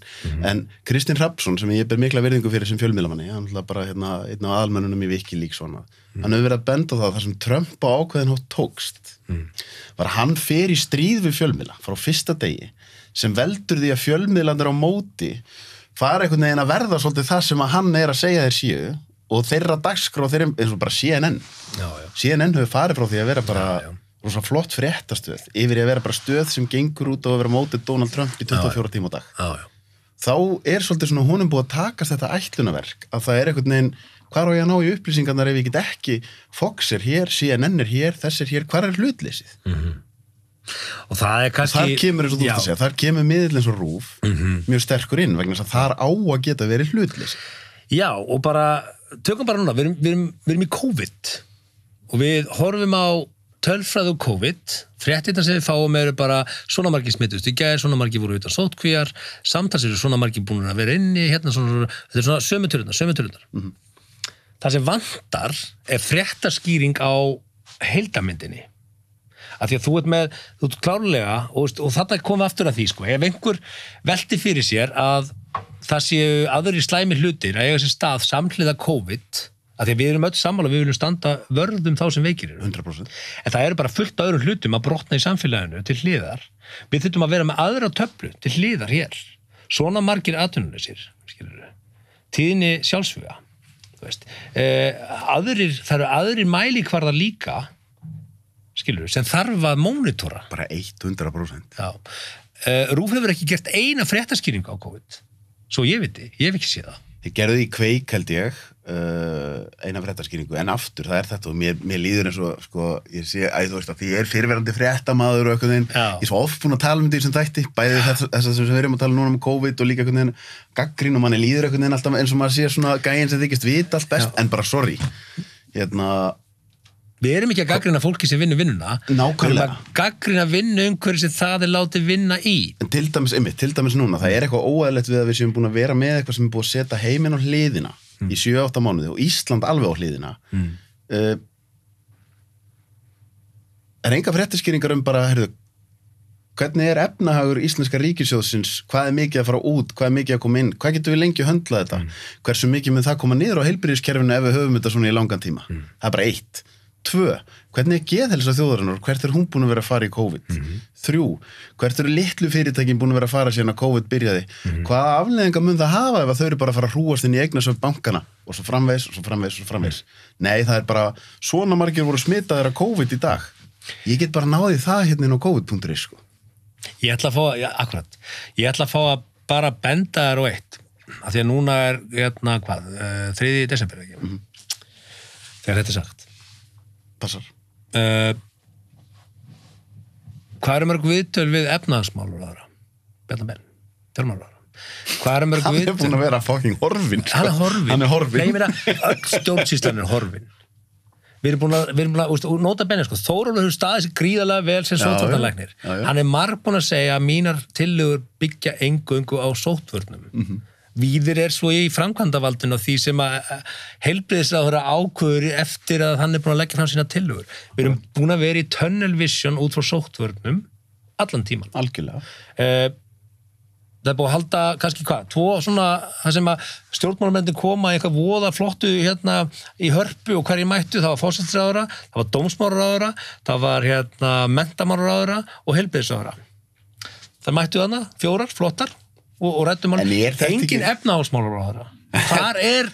Hvar Bjarni Ben búin að vera og af hverju engi búin að kalla, hann fór í 1 viðtal daginn í Kastljósi, sko. Og það er enginn að fact-checka það sem hann segir. Hann segist að það búin að leggja fram fullt af tillögum. Ég í atvinnurekstri. Ég með millistórt fyrirtæki. Lítil og millistórt fyrirtæki eru ekki að fá neitt á borðið til sín sem heitam á úrræði.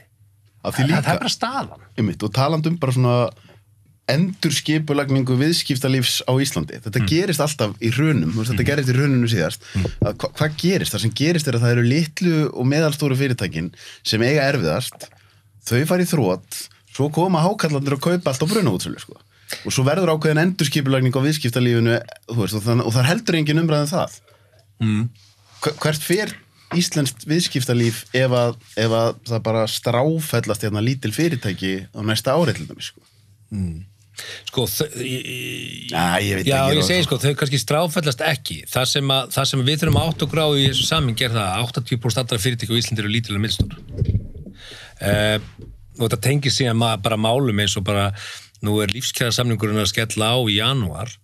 Það samningur milli SA og verkalýðshreyfingarinnar SA í kosningu þar innan dyra ráðið af stóru fyrirtækjum, handfylli fyrirtækja, því að kosningarétturinn innan SA fer eftir fjölda starfsmanna fyrirtækjana. Þannig að basically marilega ákveða hvernig kjörin eiga að vera í fyrirtækjum sem að þeir hafa ekkert með að gera. Þannig að auðvitað vantar bara nýtt SA fyrir lítil og miðlstór fyrirtæki. Ég kom með tillögu SSA, stóru samtökaturinsins fyrir litlu og miðlstóru fyrirtæki. En þetta getur síðan leitt okkur út í aðra umræðu sem er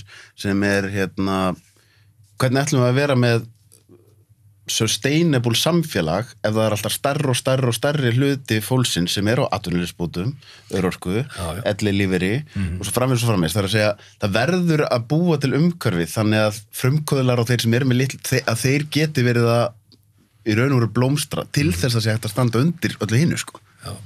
Og þá komum við kannski að því að íslenski andinn svolítið svona, bara þetta reddast, við gerum eitthvað og svo þegar við lendum á stoppi, þá fyrir við að finna hvernig leysum við úr þessu. Þetta er svolítið andinn í okkur og ég átti samtalið við Vigdísi Finnbogadóttur fyrir svolítið síðan og við vorum að ræða bara samfélag og hún sagði að þetta tekur 100 ár fyrir samfélag að verða fullþroska, kynþroska. Við erum ekki alveg komið þangað ennþá. Við erum eftir að fara í 2-3 hrun. Og það sem hún sagði í þessu samtali fyrir 5-6 ára síðan, það er bara rétt hjá henni. Tökum forvarnir vímuefna. Við erum ekki í forvörnum, við erum að setja miklu meira í úrræðin. Forvarnir væru að niðurgreiða íþróttir, niðurgreiða tómstundir. Því við vitum að þú greinir í hópi getur þú séð hverjir eru líklegri en aðrir í að lenda út fyrir. Það er rosa dýrt að stunda íþróttir, fara í tónlistarskóla, þannig að við erum að setja alla peningana í að hjálpa fólki úr vandræðunum í staðinn fyrir að setja fjármunina áður. Komum vekk fyrir að fólk falli niður í þessa grifju. Og það sama er með að mörguleiti í því sem við erum að ganga gegnum núna í fyrirtækjarekstri. Við bara, við sjáum hvernig fólki reiðir af og síðan getum við kannski reynt að redda. Það er verið að setja úrræðin sem að ríkisstjórnin leggur fram núna í efnahagsmálum að basically að hjálpa þeim sem eiga sér ekki rekstrarhæfi. En ekki að horfa á þá sem eru lífvænlegir. Þú ert svolítið pólitískur að tala núna.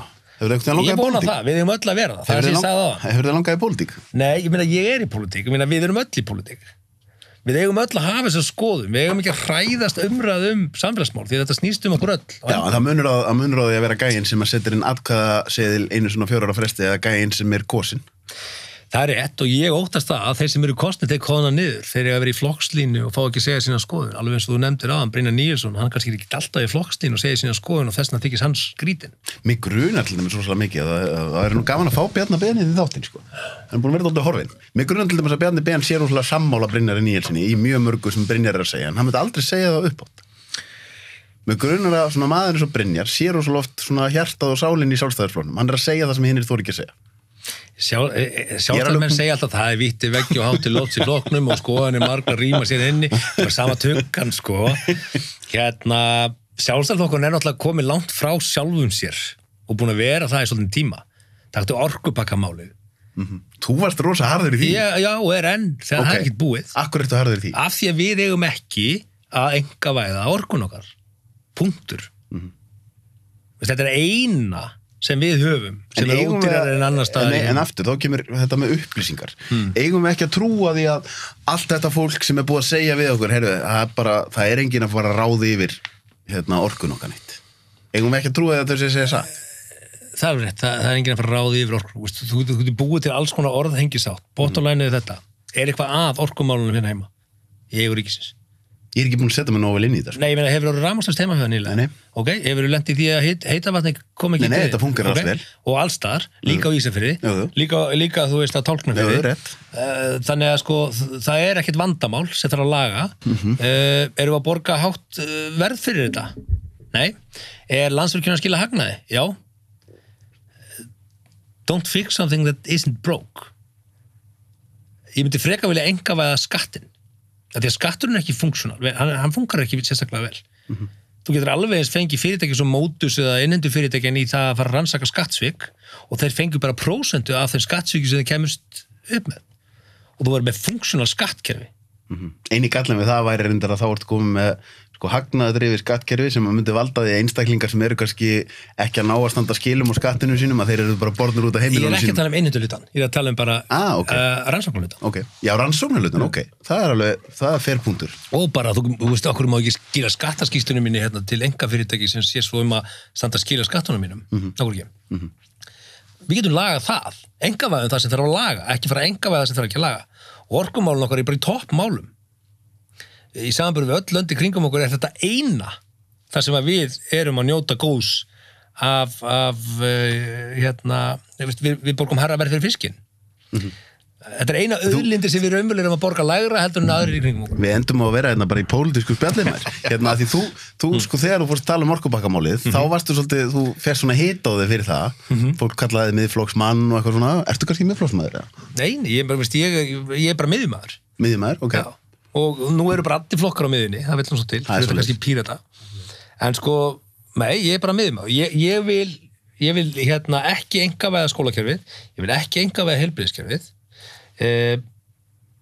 Og bara svona, að því að við búum 360.000 manna landi. En þá kemur aftur, þetta er svona eitthvað sem af því að við umræðan, og ég sakna stundum svona dýpri umræðum svolítið, eins og bara einkavæðing heilbrigðiskerfisins, bara einkavæðing eða ekki einkavæðing, en þá er aldrei rætt það er enginn að tala um að einkavæða sko það að við séum öll sjúkratryggð, en aftur, rekstrarformið, það er kannski bara betra að næst kannski bara miklu meiri framlegð á því að það sé ekki endilega verið að gera þetta allt inn á Landspítalanum. Skilur eins og til dæmis bara einna styrktaraðalum í þessum þætti sjónlag að þeir fara að framkvæma augasteins aðgerðir og fleira sem var verið að gera á Landspítalanum, það kemur bara í ljósa ríkið borgar minna og fær meira í staðinn. Er það þó ekki bara gott fyrir alla af því það er enginn að fara framfyrir í röðinni sko? Já, en sko, ég ætla ekki að fara að gagnrýna kostið að þáttar.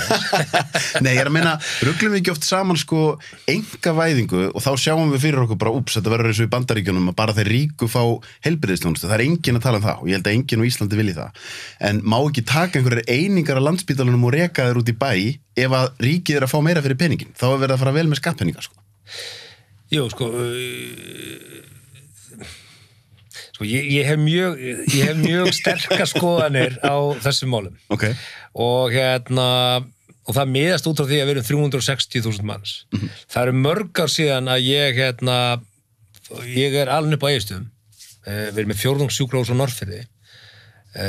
Mér finnst að við ættum að efla þyrluflótan okkar til muna, vera með fleiri sjúkraþyrlur landið til þess að þjónusta landið, bara miðin, hálendið, landsbyðina. Með góðum þyrlukosti er bara klukkutími í hátæknispítala í Reykjavík frá Egilsstöðum, sem er bara það sama og fólk býr við í Noregi, og er klukkutíma frá hátæknisjúkrahús í Oslo. Það er ekkert hátæknisjúkrahús út allt í Noregi. Og við náum þannig leiðandi ákveðni samþjöppun á kostnanum. Það kostar ekkert smá að reka hátæknisjúkrahús út allt land. Algjörlega. Þú veist, það er rosalega dýr framkvæmd.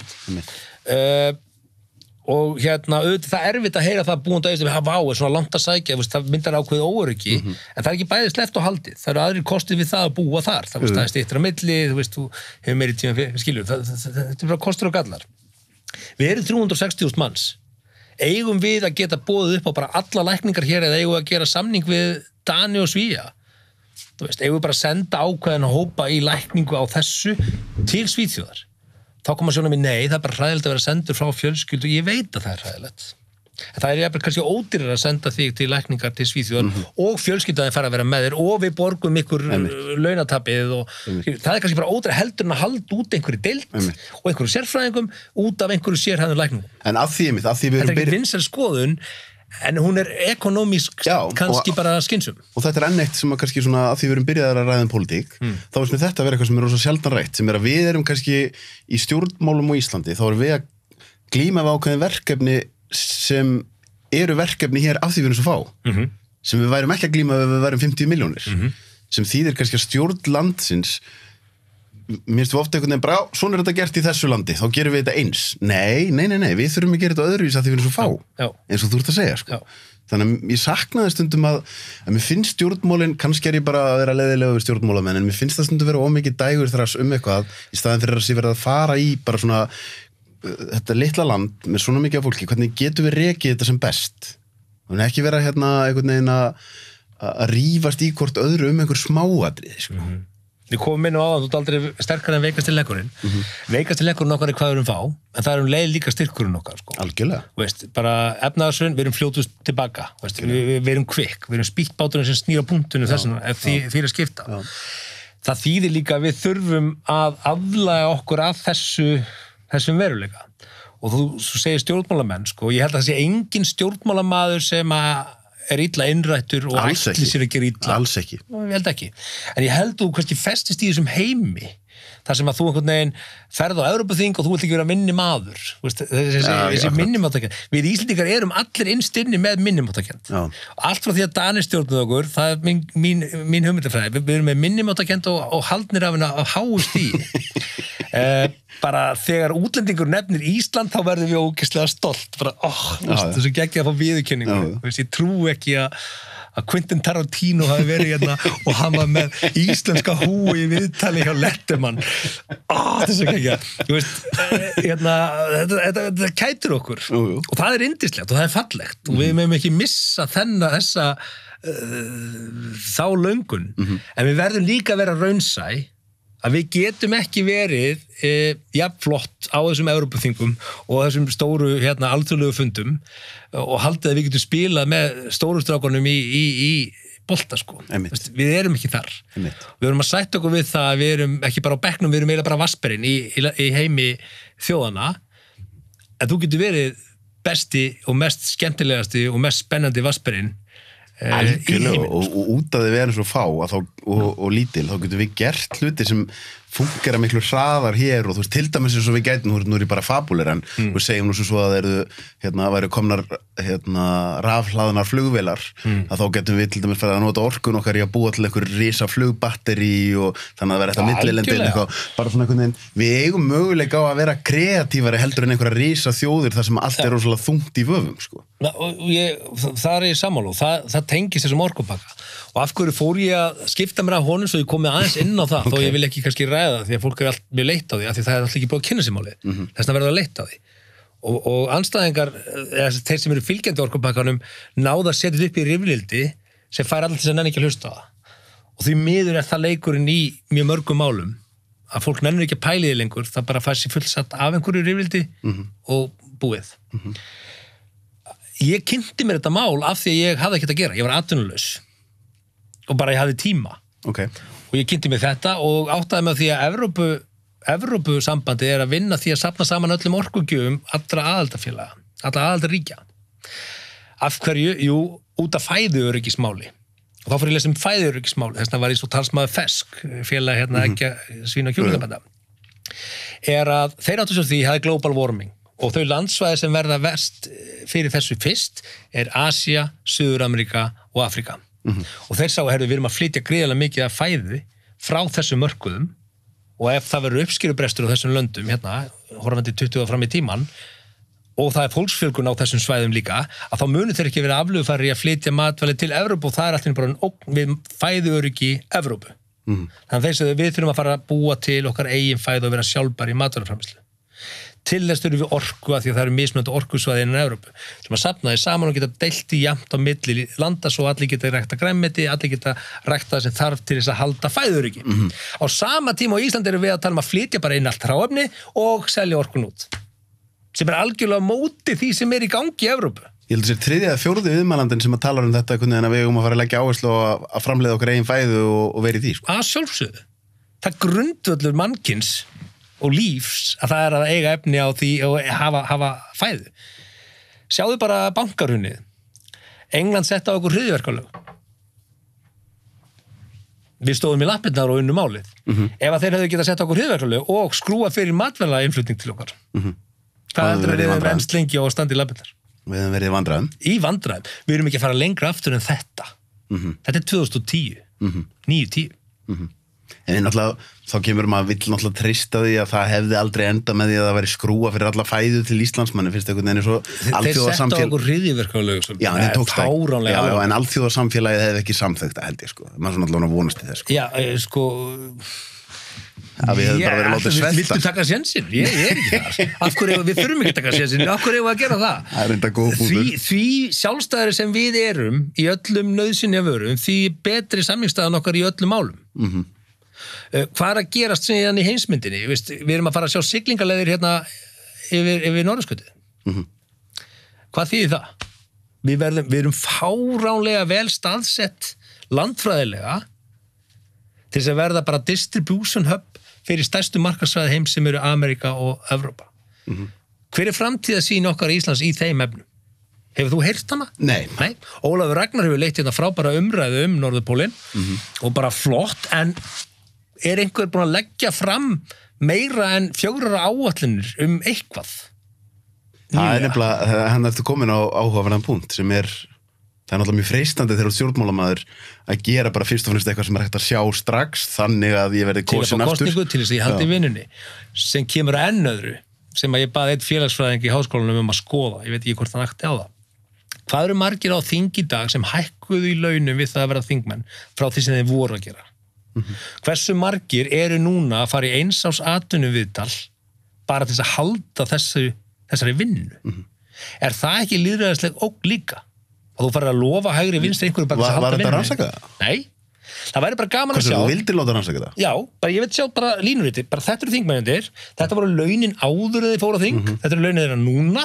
Þú ert þá að meina að það væri fróðlegt að sjá hvort að mjög stór hluti af þeim væri fyrst og fremst stíðist þegar þeir hefðu verið á lægri launum í öðru. Akkurat. Og þá ert ekki með stjórnmálamann sem að brenna fyrir eitthvað málefni sem að hann vil sjá lagast í samfélaginu eða viðkomandi bara reyna að halda vinnunni sinni. Og þá ertu til í að segja ekki skoðun þína, eins og þú nefndir á það með fjölmiðlafólki, fólk er hægt að þora að segja eitthvað því það vill ekki vera reki fyrir það sem þau segja, skilur þetta er bara það sem er kannski líka að gerast á Alþingi. Í gamla Alþingi vorum við alltaf að tala spillingi og svo mikið því þar verður menn að ganga erinda auðmanna. Já, það er ekki gott. Það er heldur ekki gott að þú ert með fullt af fólki í vinnu þarna sem er bara þarna því að launin er svo góð. Það er rétt.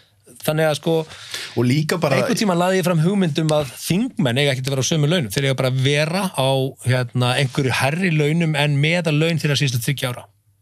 Þannig að þú getur fengið virkilega hæfan verkfræðing úr Landsvirkjun til þess að bara yfir höfuð bjóða sig fram. Það var ekki að vera kjaramál að vera á þingi. Nei. Ég er að reyna að hugsa hvernig þetta myndi fungera í framkvæmd, sko. Já. Þú talar jafnræðisreglu, bara þingmenn yfir á sömu launum. Þú ert með einn kannski nýkominn úr háskóla sem fær kjöra því að hann álpaðist inn á lista sem var varnaltinn óvantan kosningarsigur og hann er á launum við hliðin á hámenntuðum verkfræðingi sem er kannski bara með 40 ára starfsreynslu og eiga þeir að vera á sömu launum? Góð spurning, þetta er allavega eitthvað sem var alveg þess verið að ræða. Man þegar ég fór í fyrsta skipti til Dubai, því það er náttúrulega mjög margt sem er svona að þar eða svona skrítið okkar mat, en þá las ég bókina eftir Sheikhin sem stýrir öllu þarna og þá einmitt hugsaði bara þú veist þvílík framtíðarsýn sko.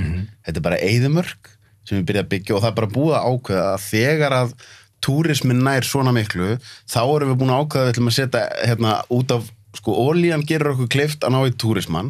Þegar túrismin er verið að skila svona miklu, þá erum við búin að ákveða að við ætlum að setja eggin í þær körfur og við ætlum að fara að braindreina heiminn. Við ætlum að byggja besta menntakerfi þannig að besta mentafólk heimsins vill koma hingað. Það mun síðan nýtt undir það að hér verður frumkvöðlastarf sem að heimsmælikvarða. Það var ekki verið að pæli og þegar ég var að keyra eftir hraðbrautunum hana, þær eru ekki hannaðar miðað við umferðina núna, þær eru hannaðar miðað við umferðina 15-20 ár fram í tíma sko.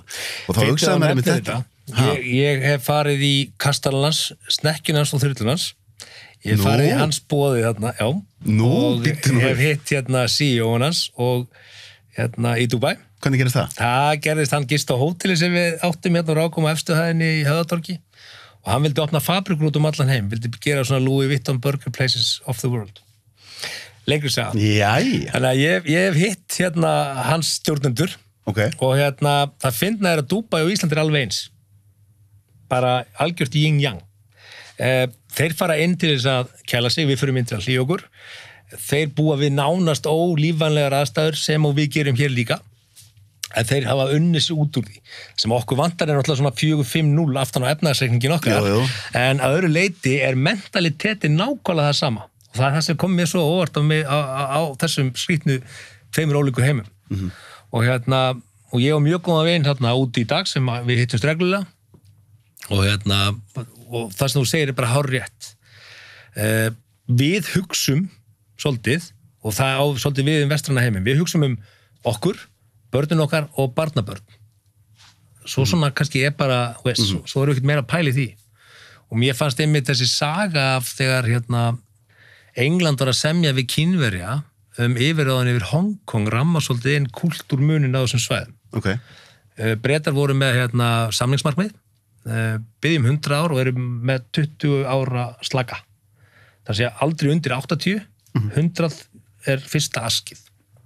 Þeir fara á fundin og það bara, reglan sá sem nefni fyrst töluna líklegast til þess að komast næst henni og þeir bara opna fundinu og segja, við erum búin að hugsa þetta, fara í gegnum útreikningana, infrastruktúrin, uppbyggingina og svo þetta mun taka okkur aldrei minn en 100 ár, þannig að 100 ár er algjört lágmark á okkar hálfu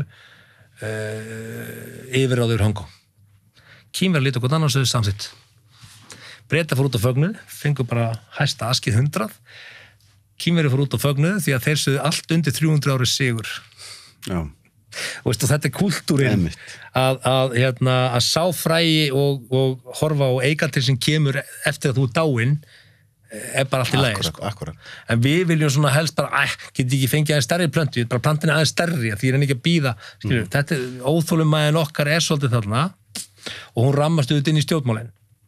Og af hverju eru ekki með lengri framtíðarsýn? Jú, það að því að ég held að stjórnmálamenn sem orðnir stjórnmálamenn, þeir eiga erfitt með að fóta sig í samfélaginu eftir þeir eru stjórnmálamenn og þeir þurfa bara að fá að vera stjórnmálamenn. Og þá eru við í þessum vítarhring að við erum bara með popularity contest. Það náttúrulega bara flókið held ég fyrir okkur öll að setja okkur í það mindset að vera að hugsa hvernig þetta á að vera eftir 50 ár, en það náttúrulega ættir samt að vera hlutverk þeirra sem að búa til regluverkið og búa til framtíðarsýnina og svona. Við ættum að vera að hugsa rosalega langt fram í tíman. En voru það ekki okkar gömlu meistarar? Voru þeir ekki svolítið þar? Hvað kallar þú gömlu meistarar? Bara, taktu sjálfstæðisbaráttuna gömlu, hvernig menn sáu landið sjálfstætt standa á eigin fótum, voru menn ekki með þessa sýn? Jú, örugglega Talandi þetta, vera frumkvöðl. Hvað við erum búin að taka svona langt pólitískt rant. En málið það, svo er maður alltaf afsakandi að ræða pólitík. Þetta grundvöllurinn á öllu sem við gerum. Ég veit, ástæðan fyrir að ég afsakandi er að ég er búin að tala svolítið mikið COVID í þessum þáttum og mér svona fólk vera komið nóg að því. En á hverju ferði ég að, út búin að vera allan enn tími í sjónvarpi, á hverju ferði ég að opna hamburgerastæði? Það varstu búin að vera lengi sjónvarsmennskan varstu búin að vera lengi með þá hugmynd að fjölmiðlaferillin yrði bara x langur og eftir það myndir þú vilja fara út í business eða koma þetta hrattu? Nei, fjölmiðlaferillin var í rauninni alltaf aukavinna. Ég hef alltaf verið að gera eitthvað og fjölmiðla með. Það var alltaf sölumæður, þekktur sölumæður. Já, ég var að selja auglýsingar og ég var að stafa meginvinnan og svo var ég fjölmiðla maður með. Ædolið, ég var að sjá verkefni þar, stýrið þar sértekjudeild, var líka með HM og fullt á öðrum stærri þáttum, en svo var ég bara sjónvarsmaður með. Það gengur sögur að ég mann í 365 og tímabili að þú væri tekjuhæsti maðurinn í öllu húsinu. Já. Með forstjórahæðinni. Já. Ég var árangurstengdur. Já, einmitt. Ég trú á það. Ég trú á það kerfi, að þú njótir ávöxtana sem þú uppskerð. Ég hafði það mjög gott, ég skal alveg viðurkenna það og en það var líka vinna, það var bloody work, það var ekkit hlaupið að því en ég fer síðan frá, ég var 9 ár hjá Íslenska útvarpsfélaginu, endaði þar í áskriftarsöludeildinni fer þaðan yfir í Landsbankann í 1 ár, býð þar til og í hópi sem býð þar til aukakrónurnar fríðindakerfi Landsbankans, korta fríðindakerfi. Fer þaðan yfir í að sameina hæf og endur þess að tal. Þetta er allt áður en þú ferði í fabrikuna? Já. Og síðan kemur þetta bankarun, eftir að ég hætti Landsbankanum. Og þá er ég í tal. Og þar er ég fórstum að sölu og markaðsvís hefða bara comfortable, launalega, vinnulega. En það varði eitthvað gildismatsbreyting í þessu hruni. Og ég fann það bara mjög sterkt. Ég fann bara, hvað snýst þetta líf? Þessi hugsun bara, hvað maður að gera? Og ég fann það að ég var í starfi sem að mér leiddist. Ég var bara að því út af laununum og þetta bara svona óks og það endaði með því að ég sagði bara upp og hafði ekkert í hendi og ég trúði því bara einfallega að ég myndi, það kæmi eitthvað, ég hafði ekki ágjörð því að verða með út vinnu. Áttir eitthvað varasjóðu það? Já, en ekkert þannig, ekkert sem að, og við áttum vona okkar 3 barni. Ég ætlaði að segja það, mér finnst það svona... Þetta er kjánalega ákveð, ég fæ stundum kaldansvitanu baki. Já, en ég er að velta þessu fyrir mér, sko, því það er svo mikið af fólki sem að hefur tekið eitthvað svona stökk á einhverjum tímpúnt, þar sem að bara segir upp vinnunni, veit ekkert hvað það tekur við með börn, og maður hvað fær einstakling til að hafa þetta hugrekki? Það er pull and push áhrif, þú veist, það er eitthvað sem ýtir þér, það er eitthvað sem togar í þig, og í þessu tilfelli var það bara, ég fann bara, ég var bara þungur. Og þegar þú ert 8 tíma á dag í einhverju sem þið finnst ekki gaman, hvernig getur þú komið heim og verið glaður, góður maður? Það gengur náttúrulega ekki upp. Það gengur ekki upp. Og ég svona trúði því í einfeldni minni að ég gæti alltaf gert eitthvað. Jú, ég var með útvarpsþætti á Bylgjunni á þeim tíma, á laugardagsmótnum, ég er svo sem var alveg með einhverja tekjur. Þú veist, ég hefði getað fjölgað árshátíðunum sem við vorum að skemmta, við vorum veislustjórar. Maður hefði getað fjölgað því þannig að maður hafði svona ákveðna hluti sem maður hefði alveg getað fleytt sér áfram á en í rauninni þetta sumar þarna, ég hætti síðasti dagurinn minn hjá TAL var 16. júní 17. júní var ég frjáls og ég hafði 6 mánuði á launum til að hugsa máli, þannig ég var nú ekki alveg það var ekki alveg loklokk og læs og þá fór ég bara að hugsa hvað langum ég til að gera, hvað finnst mér gaman að gera þú veist, þegar ég var 19 ára bjó ég til pizzastað með Skeljungi fyrir austan og Eiðstöðum sem heitir Skóabakan og svo opnuðu þeir útibú af því í Borgarnes á sínum tíma þannig að ég hef alltaf haft gaman af mat og matagerð og ætlaði einu svona að vera kokkur og ég horfði svona yfir sviðið og á þessum tíma 2009 að þá var ekki mikið góða hamborgara þú veist, þú varst með búlluna sem er snild en síðan varstu bara með svolítið svipaða línu alls þar, það var ekkit gúrmei í gangi og og það vantaði svolítið fjölskyldustaðinn einhvern veginn og það var bara svona kveikjan að því að opna hamborgarafabrikuna. Jói var þá að vinna á markaðsdeild Landsbankans að reyna að bæta ímynd Icesafe sem er alveg óvinnandi vegur þannig að það þurfti ekkert mikið að selja honum það að hoppa yfir og hugmyndin okkar var bara við ætlum að vera á grillinu með svundur, búa til lítinn diner og bara eldon í liðið og tala og hafa gaman og hlusta á músík og bara heim klukkan 8 á kvöldin. Svo náttúrulega breytist það. En svo breytir þetta upp á sig. Það sem þið gerðu vel var að því man eftir þessu þegar þetta var að byrja okkur, að það var náttúrulega frekar svona augljóst, eða svona við skulum allavega að segja að maður hefði alltaf sett peningi sinna á að eitthvað myndi takast að ná fólkin inn, vegna þess að þið voru með bara báðir búin að vera lengi í sjónvarpinu, þið gáttu nota tengslanettið ykkar, þið voru með sjónvarpsþætti á Stöð 2, svaka auglýsing og þetta, menn síðan náttúrulega þurfti varan að vera góð til þess að fólki myndi halda áfram að koma. Já, þar kemur að væntingastjórnuninni. Við höfðum gríðarlegar áhyggjur af því að sjónvarpsþátturinn myndi rústa væntingastjórnuninni. Af hverju? Af því að á endanum er þetta hamborgari. Þú getur bara svo og svo gert góðan hamborgari. Voruð þið hræddir að sjónvarpsþátturinn væri þá að reyna einhvern veginn að gefa í skyn þetta væri eitthvað meira? Já, þetta væri bara besti hamborgari sem þú smakka, svo kemur og veist, þetta er svona sem þú heyrir bara, þetta er besta bíómynd sem ég séð. Svo sérð hann og þú bara allt í lagi, besta bíómynd sem ég séð. En það var alveg sturta af fólki, það var bara biðröð hjá okkur í langan tíma. Já, staðurinn var skuldlaus á 6 mánuðum. Já, það var galið. Og maður afgreiða hátt undir 1300 hamborgar á dag. Galið. 1300 á dag, það er á einum stað. Já. Þannig að þetta gekk þetta mjög, mjög, mjög vel. Og þar í rauninni breytti síðan fyrirkomulega. Allt í rauninni fór það úr því, þessi hugmynd okkar að vera bara svona, veist, gera eitthvað sem er gaman, breytti það að við vorum allt í rauninni framkvæmdastjórar og reka fyrirtæki.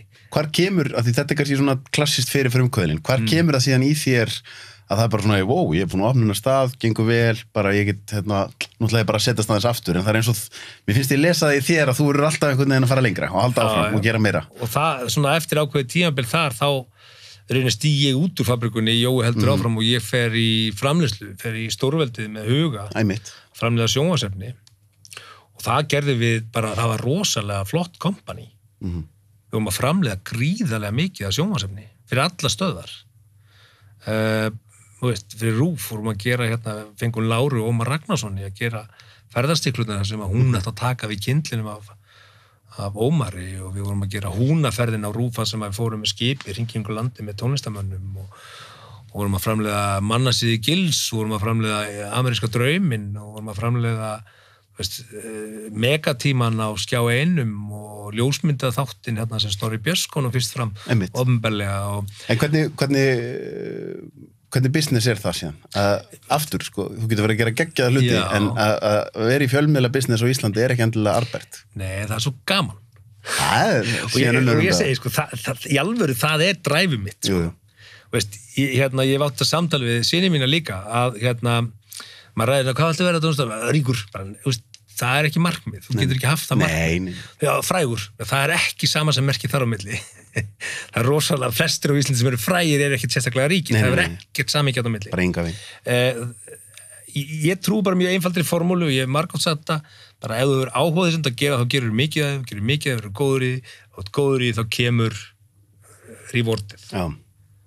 Þú veist, og kannski þetta þannig að þetta getur ekki verið atvinna, þá getur þetta orðið áhugamál og einhvern daginn getur þetta orðið vinnaðinn. Þetta einfalda nálgurinn á þessa formu. En þetta ástæðan fyrir því þegar maður sér oft frumkvöðlar sem eru komnir í business og svo orðið velta og svo orðið meiri velta, þá hugsar oft meðal manneskjum bara, viðkomandi farin að hafa það bara rosa gott. Hvaðan kemur þessi einhvern veginn að þetta verður alltaf að vera meira og meira og meira? Er það sambland af þessu að það bara svo gaman að vera með mikið af verkefnum og síðan hin hliðin kannski að það sé annarkvort einhvers konar, hvað maður segja, græðgi eða minnumháttakennd eða eitthvað sem veldur í að fólk getur aldrei einhvern veginn hætt?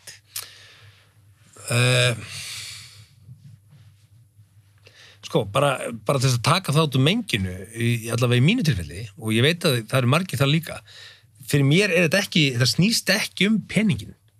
Nei.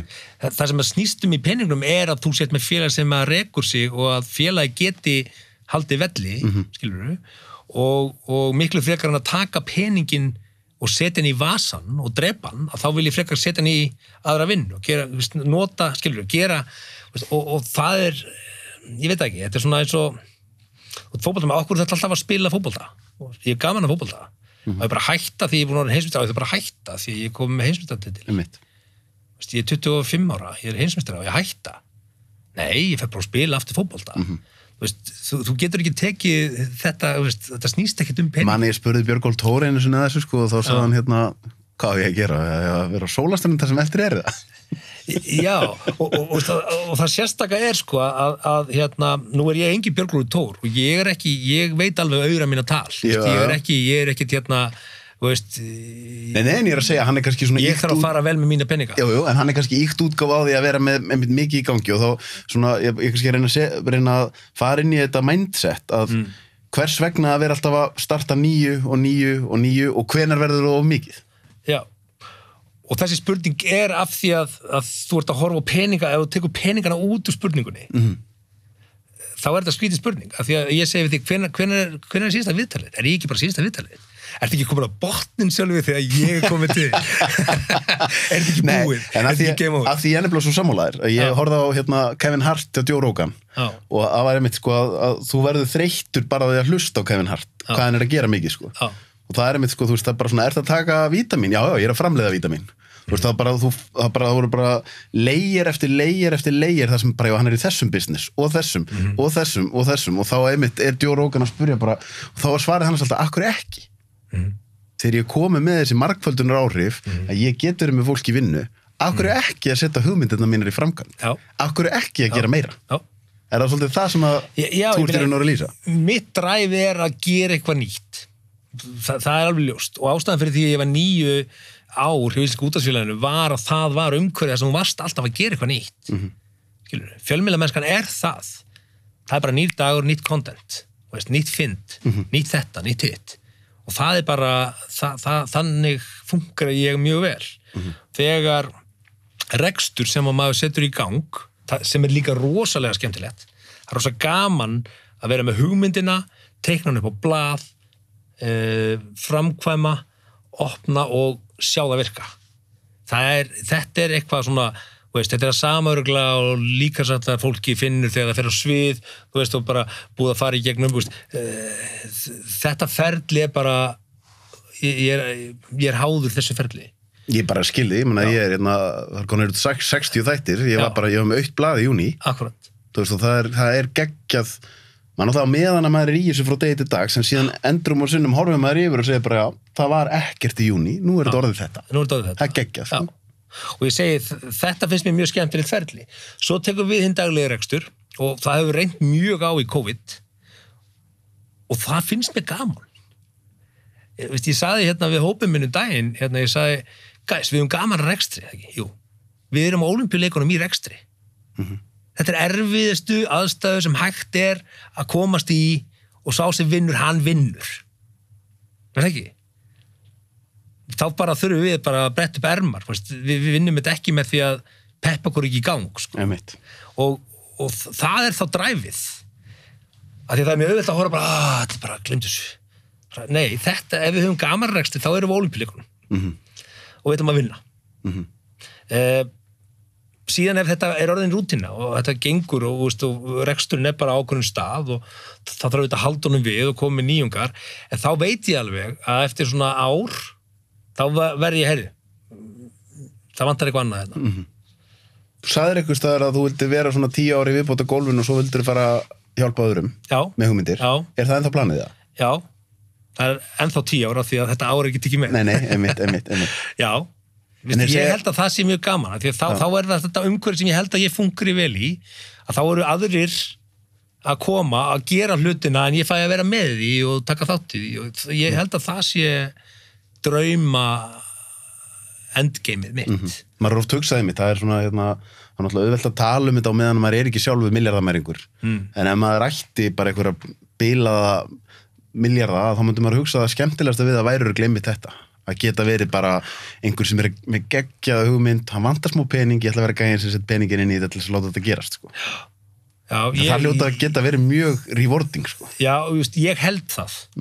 Og ég sé það alveg sem vonandi stöðu sem ég kemst í. En það er alveg 10 ár í það og það getur ýmislegt gerst á 10 árum, sko.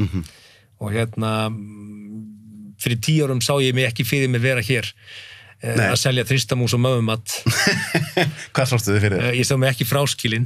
Það er margt í lífinu sem gerist á 10 árum.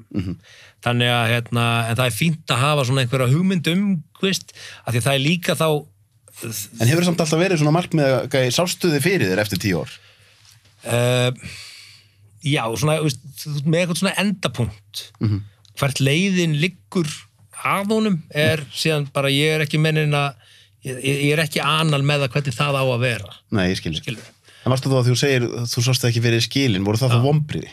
Var það eitthvað sem þú búin að sjá fyrir að það myndi ekki gerast hjá þér? Já, auðvitað eru það vonbrigði, en það er ekki vonbrigði sem hægt er að tengja við einhverja ákveðna ástæðu.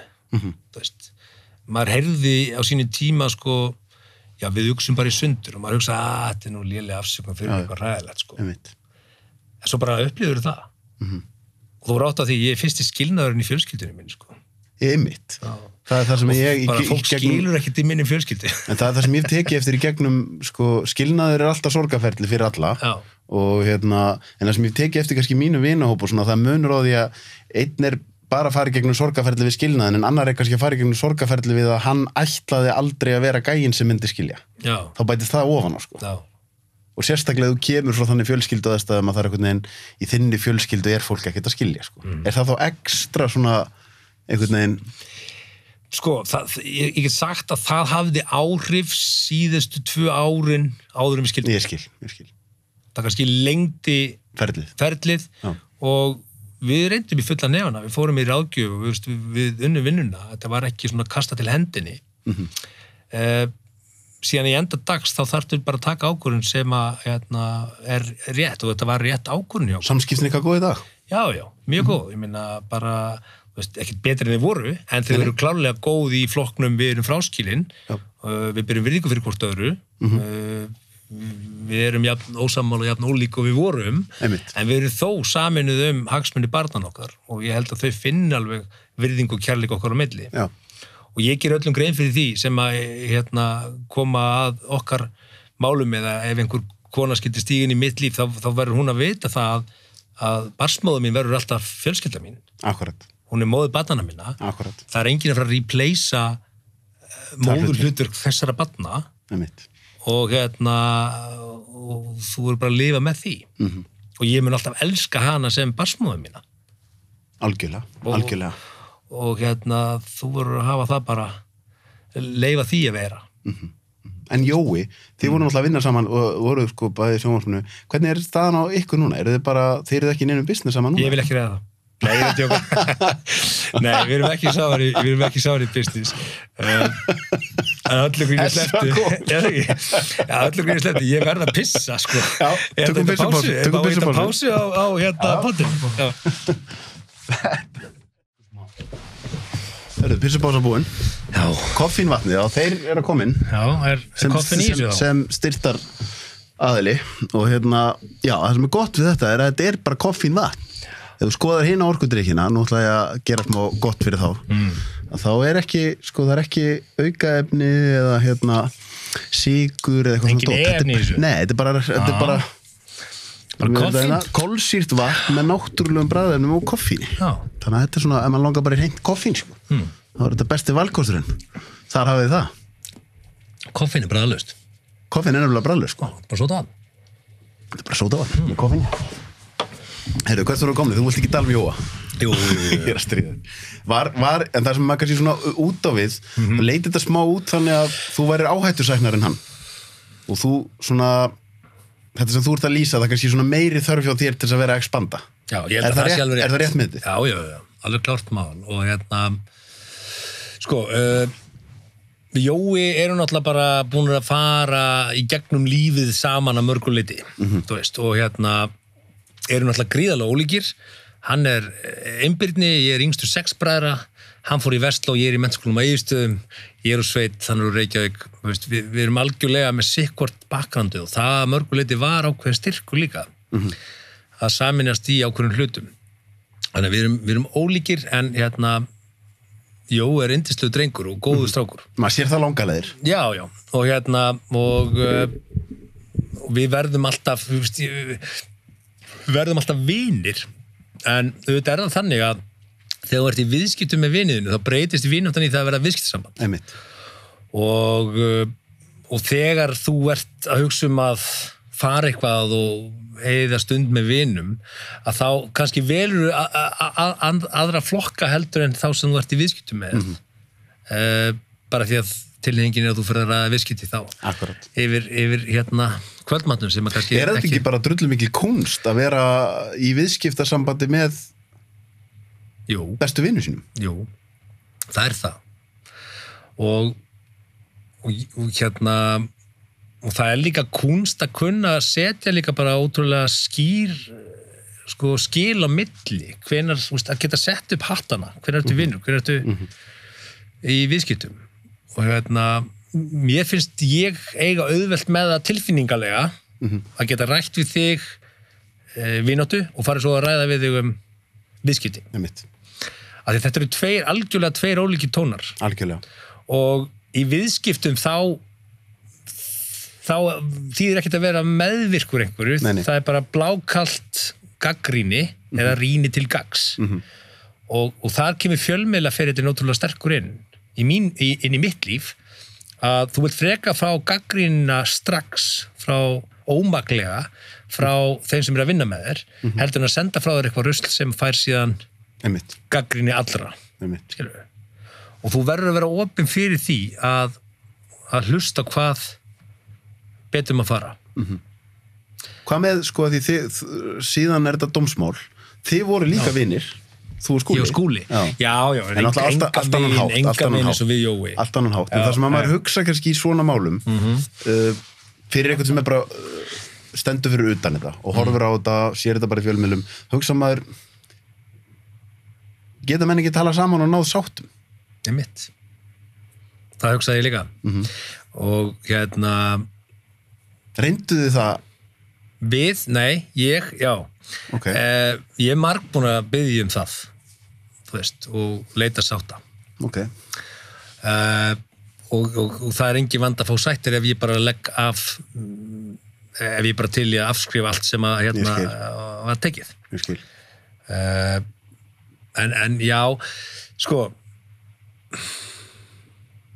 ég búin að fara náttúrulega nokkur sinnum í gegnum þetta mál per se, en hérna Já, við vorum að ræða Jóa. Ég hef verið engan áhuga á málinu, en meira bara þetta, einhvern veginn, þegar maður horfa utanfrá sem er bara, hvað veldur því að menn get ekki náð sáttum á þess að endi í dómsal? Já, og það er galið. Af því það náttúrulega í raun og veru, það að endi í dómsal á endanum ekki gott fyrir neitt, sko. Ekki neitt, og tap allir.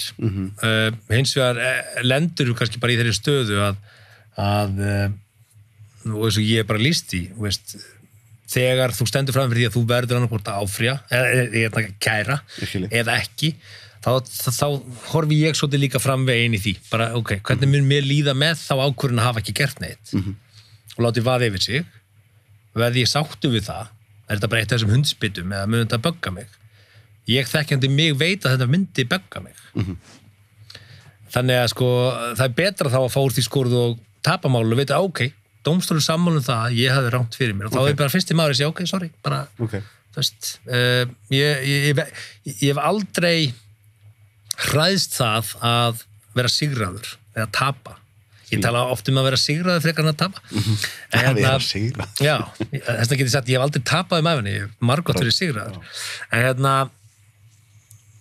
já, veist það var ákvörðun sem ég tók þá ef ég geti spólað tilbaka með reynsluna mína núna að þá hefði ég líklega ekki farið þessa leið. Af því að hún er bara búin að vera löng og dýr og erfið. Já, sársaukafull og bara erfið. Já. Þú veist, þetta er fáránlega erfið. Það er það sem maður hugsaður með bara svona headspaceið, að vera með svona hangandi yfir sér og þá þetta kemur að því af hverju er þetta búið að vera svona lengi, veist? Af hverju virka kerfið okkur svona hægt. Sem er síðan önnur umræð og þá erum við aftur komin í stjórnmál en endum alltaf þar já, en að því að in the end of the day þá er stjórnmál allt jú, það er svolítið og ef ég geti einhvern veginn haft áhrif á fólk á aldrinum 18 til 28 ára það er bara ekki missa áhugan á því já, ekki missa áhugan á stjórnmál það er bara, það er allt þú getur haft áhrif þú ert að gera það núna með að segja þetta hér svo getur þú notað þína samfélagsmiðli í það og svo getur þú líka bara verið með einhvers konar, getur ekki verið með pólitískan þátt eða eitthvað mögulega það er annars sem ég hugsa oft sko, svo við förum úr einu annað, það er annars sem ég hugsa oft í sjónvarpinu það er oft ég hefði viljað sjá stundum þá sem voru að stýra sjónvarpinu svissa mönnum aðeins meira taka eitthvað sem er góður sjónvarpsmaður skemmti þáttum, gefum hann séns í að vera í pólitíkinu núna, sjáum hvernig það kemur út skilur. Þið og Jói hefði örgulega getað verið fínir spyrlar í pólitík skilur.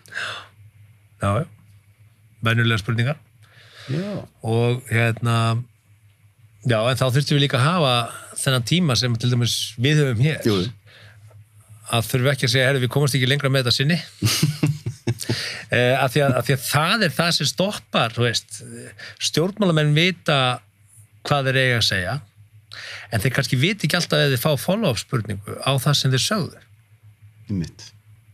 og það sem að mér líður talað það aftur, farin í það topic að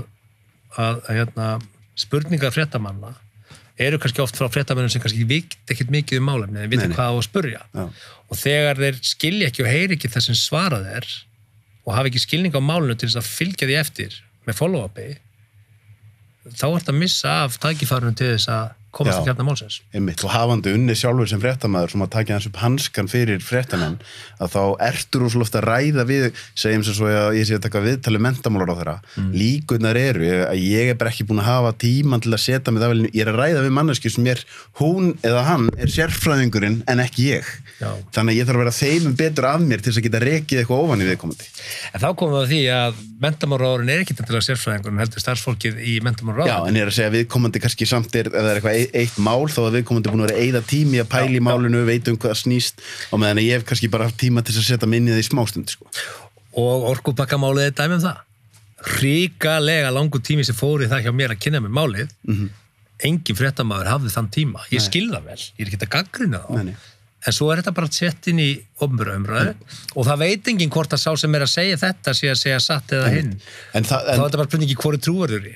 Að því við endum svolítið mikið í pólitíkina, þá langaði með því með að því mér finnst það svo með að þú talaður fact-check.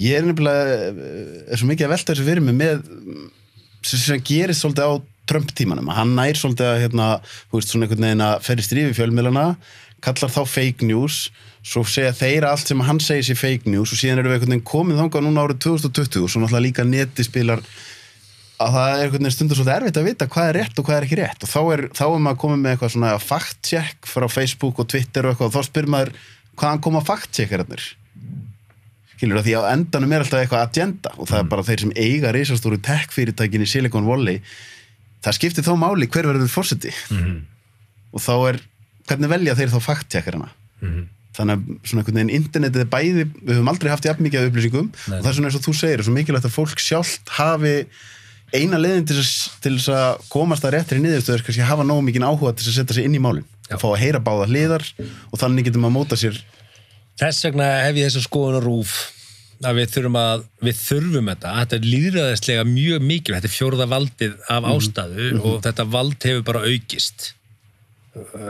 vald fjölmiðla hefur aukist verulega frá því að við ákváðum búið til þrískiptingu valdsins og þeir sem geta breytt eru stjórnmálamennirnir og þeir sem vilja ekki breyta því eru stjórnmálamennirnir Okkur vilja ekki breyta því? Af því að það bara þægilegt að eiga við RÚV eins og það í dag Af því að þú stjórnar umræðinni og þú þarft ekki að svara krefendi spurningum nema að, þú veist, Helgi Seljan og Kó ákveðu að fókusera á okkar mál en þeir hafa heldur ekki endalausan tíma Svo líka áhugavert eins og bara núna að eins og daginn þegar Einar Þorsteinsson að taka viðtal í Kastljósinu út af þessu sem gerist á Landakoti og hann spyr mjög gagnrýna spurninga þá það einmitt nánast eins og svona ef við köllum það valdið sé bara búið að ákveða að býta RÚV og verið í liði með okkur þau verða bara brjáluð af því að hann að spurja erfiðra spurninga eins og það sé bara ekkert hans hlutverk sko.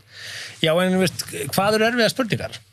Erfiðar spurningar eru bara einmitt að vera gagnrýnin þarna þú veist, til dæmis í COVID-tímabilinu við erum búin að vera eyða öllum þessum tími að verja veikustu hópana svo á sér stað eitthvað hlutur á Landakoti sem virðist vera bara eitthvað sem hefði að einhverju leyti verið eftir að koma í veg fyrir þá bara óeðlilegt að spyrillin spurjum það auðvitað það ekki óeðlilegt auðvitað á hann að spurjum það, skilur en mér fannst skrítið hvernig valdið reis á afturlappendar daginn eftir voru stjórnmálamenn að ráðast á hann fyrir að hafa þorað að spur er það ekki einmitt hlutverk fjölmiðlamanna sko? Og í grunninn engin spurning erfið nema þú veitir ekki svarið við það er mjög góð punktur þannig að það ekkert sem heitir erfið spurning það er bara erfitt að svara einhverju þannig að það er ekkert sem heitir erfið spurning Vist, það er mín sín á það góð punktur Albert Einstein sagði sko ef þú getur ekki skýrt út flókin hlut fyrir 5 ára barni þá skilur hann ekki sjálfur og það er líka kannski eitt sem að er oft erfitt en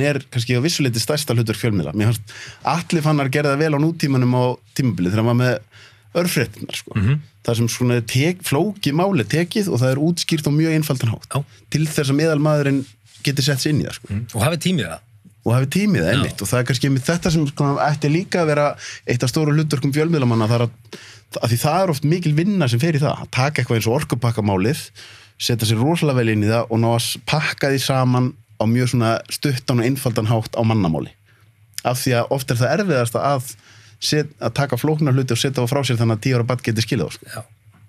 Og bara svo að það sé sagt við getum gert að loka orðunum orkupakkan að ég sá líka kostina við orkupakkanum þú getur aldrei verið með mál það sem eru bara ókostið, það er ekki þannig þú ert með kosti, þú ert með galla, svo ert bara veg og meta hvort er þyngra þú veist og mitt mat var það að þetta að ókostinni voru þyngri en kostinni við það Hvað með businessin? Þú ert búin að vera er tilviljun að vera svona mikið í matabusinessin og sagðist að hafa haft áhuga á mat en er einhver annar, þú veist að þú verður að hugsa núna að þú talar þessi 10 ár sem þú sæðir fyrir á gólfinu Sérðu þið fyrir þér að þú munir fara út í einhvers konar annars konar business? Já, ég sjálfur sér sko. Ég finn að ég er alveg góður í matabusinessum. Ég skil hann, ég kann hann og svona maður veit, maður átt að segja á því, maður veit svolítið hvað er do's and don'ts í því. Þannig að ég á auðvelt með að funkar í honum. Hver eru einföldustu do's og don'ts í matabusiness? Í matabusinessum? Aurar, millilítrar, sekundubrót. Þetta er businessin. Aurar, millilítrar, sekundubrót? Já. nú þarf það að útskýra betur. Já, þetta snýstu það að þú hefur x langan tíma til þess að afgreiða vöruna sem þú ert að selja. Hún má ekki kosta nema svo og svo mikið. Þú veist, þú ert með miklu meira verðskinn yfir það hvað raunverulega hamborgari á að kosta. Þú veist hvar þér misboðið í verði á meðan þú ert með allt önni viðmið í skóm eða peysu, skilurðu. Þú veist, peysan sem þú ert í eru sama efni og helmingi ódýrari peysa, en þú velur þessa og það er ekkert, þú ert ekkert að pirra þig yfir því hvað þú borgaði fyrir það, en þú ert með mjög ákveðna sýn á það hvað hamborgari má hreinlega kosta. Þannig að hjá mér er ég að reyna að bjóða upp á eins góða hágæða vöru og ég get innan þeirra marka sem að ég veit að ég misbýð ekki viðskiptavinunum, en til þess að geta gert það þarf ég að selja x mikið af því til þess að það skilji eftir sig einhvers konar tölu sem er ásættanlega ekstra afkoma í fyrirtækinu sem ég er að reka. Verður ekki freistandi þegar maður er í svona business að byrja að minnka gæðin í hráefninu til þess að hafa ódýra? Ég held að það sé liðin tíð hjá öllum. Ég held að allir séu hættir því. Það er gamli skólinn. Er það bara því þú missir businessinu og þú gerir það? Já, og bara í dag er krafan að hlutinni séu af ákvæmum gæðum miklu ríkar en það var. Miklu ríkar en það var. Og þannig ég held að enginn sé að gera það. Allavega ekki þessum alvarlegu veitingamönnum sem taka þessu rekstri alvarlega. Og þess vegna held ég til dæmis að Foodco hafi oft notið bara rángmælis, þeir hafa ekki alveg notið sannmælis, skulum við segja, í því sem þeir eru að gera. Að því fólk hefur verið að tala um þetta? Já, ég held að það sé, og nú eru þeir mínu keppinautar á vellinum, þeir hafa ekki notið sannmælis alveg þar, Nei, ég skilji. Og ég bara veit það. Ég sé alveg hvað vöru þeir eru að gera og það er ekki... En er þetta ekki, því að mér finnst þetta meiri að þegar að túrismi var í blúsandi siglingu, þá var samt veitingamenn að tala um, og náttúrulega ferist þér í hvernig veitingarekstur út með, að tala um að þetta væri bara erfiður bransi að því launakostnaðurinn hár, skattar á áfengi háir, og þannig að þú veist, þetta er ekki business sem þú horfir á bara kennitölu breytingar á veitingastöðum í bæ, það er ekkit margir veitingastöðar sem eru bara reknir ár eftir ár eftir ár og alltaf bara með hagnaði, Nei, það eru, ég held að veitingabransin er að breytast mikið. Þetta er náttúrulega einn stærsti bransin í heiminum. Algjörlega. Fjárfestar eru að horfa á þennan bransa miklu meira í dag heldur en nokkurn tímann áður, af því að vöxturinn í greininni er gríðarlegur. Fjöldi máltíða sem eru eldaðar heima fer minnkandi ár frá ári, og notkun á veitingastöðum vex í hærri prósent heldur nokkur annar industría í heiminum. Heima held ég við séum með svona skipt í tvo hópa. Það eru þeir sem að búa eitthvað til koncept, selja það, búa til nýtt koncept, selja það, og þú eru svona að horfa á skamtíma hlaupið í þessu, svo eru þeir sem horfa í langtíman. Ég er klárlega þeim megin, ég er alltaf að horfa long term. Og mér langar til að byggja upp sem lifir. Ég keypti minn í hlöllabáta fyrir árið síðan, það er síðan 1986 sem þeir eru búin að vera síðan 1986 geggjað, elska það. Og það sem kannski vantaði, það sem kannski við erum búin að gera síðan er svona við strömlinlögum aðeins, fækkuðum úrvala bátum, minnkuðum úrvalega, því að við þurfum ekki, því að þá ættu farin að kaupa kannski kammerbertost á einhvern bát sem selst 4 eintök af á dag, það komið eitthvað hráefni til þess að halda utan sem tekur pláss í kælinum, við bara svona flækir máli þannig að við getum strömlínulaga svona litlu hlutina og við náðum upp hraðanum, þannig að við fórum úr því að gera bátinn á 1.30 niður í 1.10 og þar koma sekundubrotin. Að þessar 20 sekundur sem að ég spara mér á hverjum bát, ég fæði tilbaka í aukinni sölu aftast í röðinni. Algjörlega. Í lok hádegistarnarinnar klukkan kortur í 2. Algjörlega. En þá þarftu náttúrulega, þá forsendan fyrir því að þá þarftu að hafa röð. Sem er kannski það fyrsta sem þú hugsar. Hvernig get ég fengið fólki til að kaupa vöruna mér? Já, og þá er það bara auðvitað ákveðið marketing, og eins og ég segi, það er hluturinn, og þar kemur það að þetta er byggt upp síðan 1986 og þetta er búið að fara í gegnum öll þessi tímabil, vegan, grænmetisæðið, þetta bara pjúr, einlægur skyndibiti og hann ekkert að þykjast og hann hefur staðið af sér allar þessar breytingar, allar þessar tískuströma. Maður tekur eftir því samt, sko, eins og bara talandum þetta Ísland og matvæli, maður tekur eftir því að það er samt oft bara af því við erum með ákveði verskinn þegar út með hambúrgar eða eitthvað, að þá væri mitt svona bara eins og maður sér rosalega oft á heilsustöðum að þá er kjúklingur en ekki lambakjöt, bara því hann er ódýrari, sko. Það myndi að segja svona, lambakjötið er íslenskt, það er klárlega hollari vara, en það bara er ódýrt. Já, og svo er bara eitt galliður sauðfjárbændur og ég leiði mig líka gagnrýna bændur þó að ég sé þeirra fyrsti stuðningsmaður og ég vil halda utan það. Þeir geta svolítið sjálfur sér líka kent í þessu, því að þeir slátra bara einu svona ári. Af hverju? Segð þú mér? Já, að það er af því bara. Við gætum verið að slátra oftar árið og verið þar að lenda með ferskari vöru að því að krafa markaðins er þar. Akkurat. Við viljum ferskt hráefni og lambakjöt er dásanlegt á haustin. Þú ert komin yfir í júlí, þá ertu bara komin næstu árs gamalt frosið lambakjöt. Einmitt. Og það auðvitað er ekki samkeppnishæft við nýja kjúklingin. Nei. Skilur. Og það er ákveðin hlutur sem að menn þurfa bara að horfa inn við í greininni. Skilur. Að auðvitað er það meiri vinna.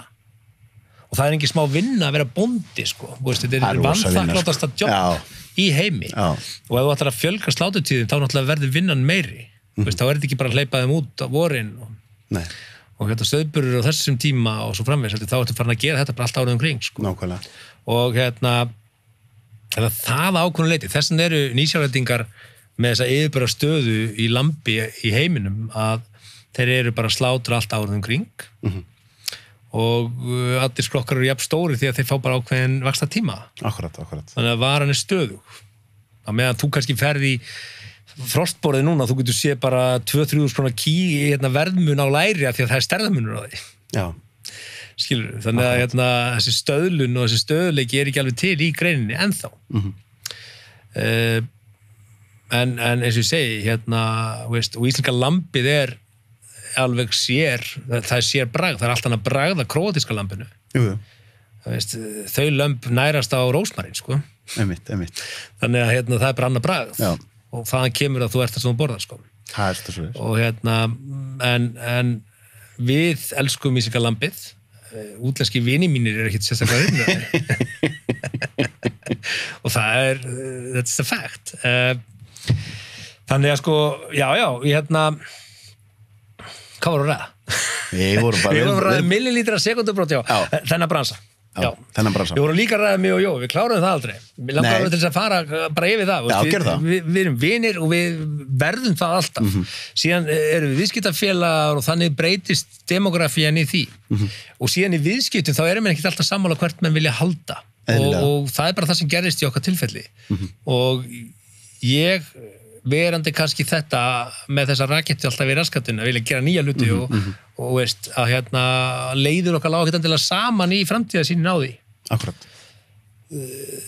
Þannig að sem betur fer gæti ég bara fengið þá að fara sem og var raunin. Og og ég svo sem, veist, var ekkit viss það að ég myndi enda aftur í veitingarekstri. Það var ekkit ráðið. Ég var basically ekki með plan. Ég var aftur komin til ársins 2009 bara, hvað næst? Hvað náðum við til að gera? En talað það, því þú sagðir ég þarf að fara að hleypa þér út í daginn en maður mikið að gera, við erum búin að vera Mér finnst voða næst að geta líka bara verið einhvers staðar utan þjónustusvæðis. Utan þjónustusvæðis, í fríi frá verkefnum dagsins. Hvað ertu að fara að gera á eftir? Hendi ykkur á Insta eða ekki? Nei. Fólk er bara, hvað er að dáin? Það er bara ekki komið stuna frá honum í 2 tíma. Nei, hvað er ég að fara að gera? Það eru æri verkefni. Það eru jólið framundan og við náttúrulega erum að horfa einmitt í þessum veitingagera. Við erum að horfa á styttri mánuði en venjulega. Það dettu dagar þar sem við fáum ekki veltu inn. Klárlega. Og við þurfum hverja krónu. Hvern dag bara í þessu ástandi með 10 manna takmarkanir. Algjörlega. Þannig að við þurfum að brúa það því að launakostnaðan okkar lækkar ekkert, sko. Akkurat. Veist, þegar við fáum á okkur 10 manna takmarkanir taka gildi á mánudaginn. Það er bara 3 daga. þetta rosalegt umhverfi. En ef ég ætla að segja upp fólki þá ég með uppsangafrest og Akkurat. Veist, þannig að svona því við reddum efnahagsmálin að það galið að einkaaðilar eins og til dæmis við í veitingarekstri líkamsræktarstöðvar búum við takmarkaðan aðsóknarfjölda sem að greiða almannavarna úrræðin. Skilur? Það mjög góð punktur. Við viljum að sjálfsögðu fylgja þeim og við ætlum ekki að vera með eitt mótróa þar og ætlum ekki að fara að hætta lífi fólks eitt eða neitt. Við tökum á okkur þessa minnkun en það galið að við séum að greiða það. Já, því það þessi spurning hvort það væri ég held að það stangist á við stjórnarskrá með sér. Já, það sem maður hugsaði strax í byrjun ekki eitthvað leið að því við erum í raun og veru svolítið að segja í þessu COVID-tímabili, við erum að fresta öllu verðum við þá ekki líka einhvern veginn að fresta útgjöldunum hjá þeim sem annars eru bara leiðin í gjaldþrot eða svona gera okkar besta til þess sko. til þess að svona við erum að horfa í að lífi verði aftur eðlilegt eftir þetta að þá náttúrulega bara þá eðlilegt að þeir sem voru með fínan business og undan fá að vera áfram með businessin sem þeir eru til búið sko. Já, og það séu fundnar leiðir til þess að láta það ganga upp sko. Já, og ég hef svona lagt tillögu fram, ég skrifaði greinar og búin að vera að senda á ráðuneytin hugmyndir af því sem ekki styrkur, ekki gjöf, ekki neitt annað en bara einmitt frestun og opinberum gjöldum sem bara lán, við borgum það tilbaka en bara ekki láta okkur þurfa að greiða það ofan á allar aðra álögu sem við erum að greiða meðan við erum að koma í gegn. Sem að mér finnst svona einhvern veginn bara svona eiginlega hálf sjálfgefið að það ætti að vera þannig. Já, það var gert í upphafi 3 mánuði en síðan hefur ekkert verið gert neitt meira eftir það. Nei. Og þarna segi ég, hvað ertu Bjarni Ben sko? Hvað ertu Bjarni Ben? Já, bara seriously, hvað að gerast? Já, hann svolítið týndur kallinn. Já, hann hefur ekki sýnt sig þarna. Og ég sagði nú einhvern veginn gríni sko, menn unnu nú aldrei heldur betur kvöld og helgavinnu þegar menn voru að réttlæta þáttöku sína í að bjarga Æslandir, en hvað allt restina af atvinnulífs yfirvinnan sko? Hvað eru tillögur þetta fyrir restina af atvinnulífs sem eru 80% allra fyrirtækja, 80% af öllum starfsmönnum á þeim frjálsa markaði. Af því það ætti að vera stóra markmiði fyrir okkur öll að reyna að komast út úr þessu án þess að við komum út úr því þannig að það sé bara, þú veist, að einkageirinn sem á að standa undir öllu sé bara að skreppa það mikið saman að hann getur eiginlega ekki staðið undir neinu lengur sko. Og nota bene sko, ég hef ekkert persónulega móti Bjarna Ben, hann verður bara að þola gagnrýni líka eins og aðrir og mér finnst svo margir í mínni stöðu í millistórum og litlum fyrirtækjum, þeir þora ekki að ég vil nú ekki út af hvað? Er hann yfir gagnrýni hafinn? Nei, hann það ekki. Nei. Hann bara, veist, bara ef hann það fá einhvern frá mér, þá fær hann 4 í þessu tímabili. Veist, það bara þannig. Sérstaklega gagnvart þessum fyrirtækjum. Einmitt, á endanum, þá það, þú veist, það náttúrulega voðalega fallega gert í byrjun að setja þríeykið í framlínuna og láta þau, en á endanum ber þessi stjórnmálamenn ábyrgð og það alveg eins og með heilbrigðisráðherra, hún ber ekki bara ábyrgð á því að fólk smitist ekki, hún ber ábyrgð á allri heilsu, þú veist, líka geðheilsu og allu því. Já. Þannig að maður svona saknar stundum að stjórnmálamennir stíi inn á einhverjum tíma sem bara þeir sem á endanum ber ábyrgð á þessu, sko. Já, og ef þú fara alveg upp þá endanum ertu við forsætisráðherra. Rétt. Og alveg eins og ég framkvæmdastjórinn í mínu fyrirtæki að þó að ég get ekki alveg verið persónulega ábyrgur fyrir öllu sem gerist þá endanum ber ég samt ábyrgin á því sem gerist. Rétt.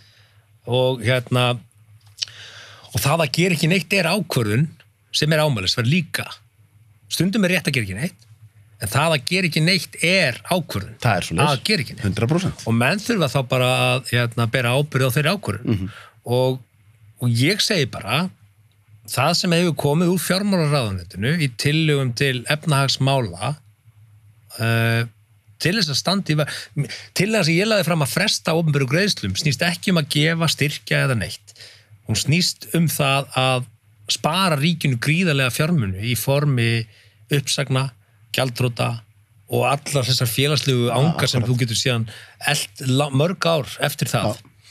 Og og maður hefur það ögn á tilfinninguna að fjármálaráðuneytið að halda vel utan á ríkiskassan til þess í kosningunum sem eru framundan næsta haust að geta sagt, herru, kassin nú ekki verri þetta af því að það ekki hans flokksmaður sem með félagsmálaráðuneytið. Ég held að það sé rétt metið það. Og það hræðilegt að við stöndum fram með fyrir þessum þessu tímabili í kosningavetri. Já, það rétt. Það bara hræðilegt. Það væri að vissuleiti þægilega eða betra að þeir sem eru við völd núna vissu að þeir væru með 4 ár, sko. Já. Þá myndur kannski þóra að taka þess að öðruvísi ákvarðanir, sko. Ég held það og það styður þá kenningu að því miður erum við bara með rosalega marga stjórnmálamenn sem að sjá ekki alveg tækifæri á að gera neitt annað en að vera stjórnmálamenn og þannig þeir þurfa að halda vinnunni. Þeir þurfa að halda vinnunni, einmitt. Ég spyr fólk oft í lokin, ég ætla að fara að leipa árið í daginn, að þú ert búin að lýsa svolítið þessu verðalagi og talar að ég sá ekki fyrir mér eftir 10 ár. Hvað, ef þú værir að gefa þér ráð núna, og þú værir 18-19, komið með allar reynsluna sem þú ert með. Hvað ráð myndur gefa 18 ára Simma með allar reynsluna sem þú ert komið með núna?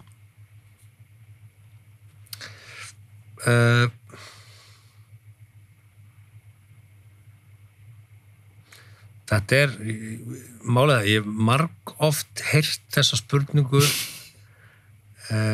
spurða en ekki mig sjálfan, aldrei þetta svaraði.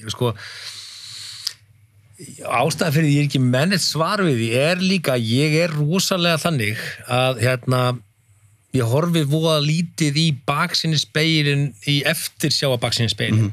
Ég reyna að horfa á reynslubanka baksinnisspegilinn og ég trúi því að allt sem ég núna vegna þess sem að ég hef verið að gera. Þannig að ef ég væri að gefa mér eitthvað ráð aftur í tíma, þá væri ég ekki maðurinn sem geti gefið það ráð. Skilur. Þannig að þetta mirror effect, sko. Þannig að, þú veist, ekki neitt, sko. Nei. Þetta getur við tekið eitt og eitt atriði sem ekki smámál, en í grunninn, sko, þá ritskoðar ekki ævisöguna þina. Sáttur við allar reynsluna sem þú ert komið með? Þú veist, já, og bara på gott og und, sko. Slæm reynsla, kennir manni mikið og góður reynslunar eru minningarnar. Þú ert að koma aftur einhvern veginn, því við hefum meira eftir að ræða bókina sem við vorum að tala áður en við byrjuðum, sko. Já. Með að allt í heiminum væri orðið svolítið betra heldur en við erum að selja okkur. Já, það er Þetta ekki alltaf præðilegt og ætla mætti. Og þú við eftir að ræða, þú komst inn og ég ætla að koma inn og áðan líka, það tíminn. Þú fórst að tala sko, við vorum að ræða tíman. Tíminn alveg magna fyrirbæri og ég held að það sé undirstaða ástæður rosalega margra vandamála og já, þetta djúp pæling en mesta ógnin okkar sem samfélags einmitt tíminn og tímaleysið og bróðir minn félagsfræði prófessor og hann aldrei fílað þessa kenningu mína og hún snýst ekki jafnréttismál, það snýst ekki karl og konur en ég hefði gaman af því að sjá graf frá 1980 dagsins í dag sem atvinnu þáttaka kvenna og það hefur ekkert með konur að gera, þetta skýrt fram það bara þegar báðir foreldrar að vinna úti tímabilið, köllum það að hvað hefur gerst í línulegu bara hverju fylgnin, í línulegri fylgni til dæmis bara offitu, ADHD, allra þessa áunnu lífstíls vandamála sem að við sem samfélag höfum komið okkur upp og þá fer ég bara að hugsa skilnaðartíðni, allra þessu hlutir að því að þú hugsar venjulegt framafólk, lögfræðingin og læknin sem býr saman og kynnst í háskóla og þau byrja að hefja líf saman, hvernig dagurinn, skilur við, út á mótnana, skutla börnin, sækja börnin, veikindi í börnunum hvora að vera heima, koma deilur það er verið að hafa til, græja börnin í háttin, heimalærdómur, þetta alveg búin áður klukkan 9, skilur læknirinn hefur engan áhuga að tala vinnuna því að bara þreytan svo mikil, lögfræðingur engan áhuga að tala vinnuna því að þreytan svo mikil, þannig að hægt og rólega fara þau að búa sér til, hann engan áhuga því sem ég að gera, hún engan áhuga því sem ég að gera og þau svona vaksa í sundur af því að þau hafa ekki tíma til þess að rækta sambandið og svo detta þau í kaffitímanum inn í Smartland og sjá það maðurinn að sinna þig nógu vel og 10 hlutir sem hann ætti að vera að gera fyrir þig og þú kemur óanað heim og hugsa bara spyrir mig ekkert vinnuna, ferði við listan og hægt og rólega verða pönkast í okkur af því við höfum engan tíma mataræði, hvernig það? Jú, við förum í quick food sem næri ekki að minni af því að við höfum ekki tíma til þess að rosalega hraðall búin að eiga sér stað og síðan kannski það sem erfiðast þegar maður viðurkennir það fyrir sjálfur sér að maður svona, rosa álag lag og svo þegar álagið búið þá maður orðin svo mikil álagsfíkill að maður býr til nýtt álag af því við erum farin að höndla það svo illa einmitt, bara eins og þú varst að segja þegar þú ert í byrjunum á COVID þegar það komið sér 10 dagar bara einhvern veginn, bara ég má vera 3 tíma elda við erum farin að höndla það dálítið illa, bara gefa okkur ég með þessa teóríu að fólk allir þrá meiri eða flest allir þrá meiri tími í sólarhringin og það er svo mikið að gera síðan færi þetta fólk hennan tíma og þá veit það bara ekkert hvað að gera við hann af því það er orðið svo háði að vera í streitur og það sér storyið hjá hinum og þessum og það allir að gera eitthvað svo merkilegt og maður er bara hundóana með maður er jafn segur og allir hinn ég er bara svo langt frá því að vera barnana bestur í þessu og svo spyrðu alla framamenn hvað er það mikilvægast í lífinu? Fjölskylda og vinir og svo bara hvernig ráðstafur tímanum í þessu viku? Hvað fengur mikilvægast hlutnir í lífiðinu? Mikið tíma. Ég er ótrúlega glaður með að ég setti mig markmið fyrir árið og þá var ég einmitt svona búin að hafa svolítið tíma og fyrsta markmiði sem ég setti á árunni, ég ætla að fara í utanlandsferð með móður minni sem er 73 ára gömul og við fórum saman til Jamaica, hvorugt okkar hafði komið ángað, rétt fyrir COVID og ég er svo glaður að hafa gert það. Óháð öllu, þú veist, bara byrja með podcast og gera þetta öllu vinnutengdu. Að ég er svo glaður að ég hafa sett þetta efst á listan, sko. Því þetta er það sem er mikilvægast in the end, sko.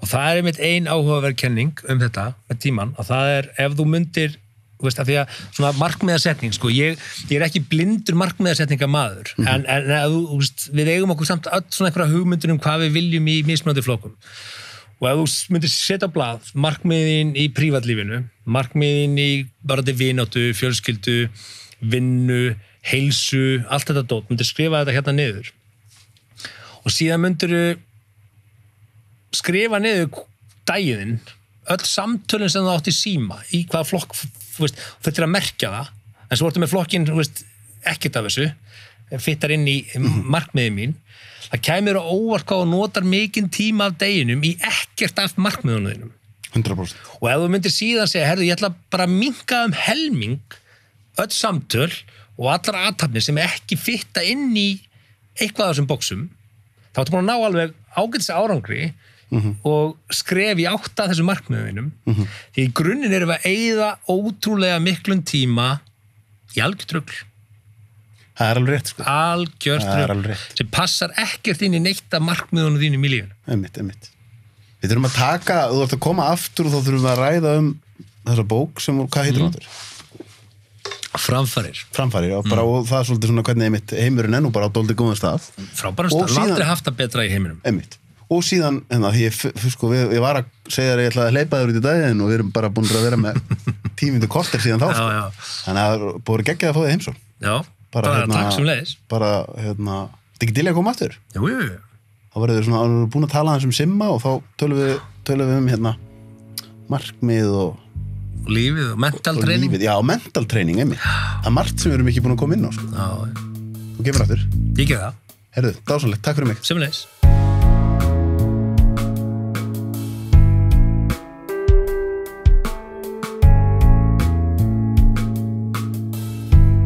Takk æðislega fyrir að horfa og hlusta á þættina mína. Ég kann ótrúlega mikið að meta það. Það eru þetta þið sem að gera það að verkum að ég get verið að halda áfram að gera þetta. Og mér langar að biðja ykkur, það væri rosa vel þegið, að subscribe hér á YouTube rásina mína eða á Spotify eða podcast appinu.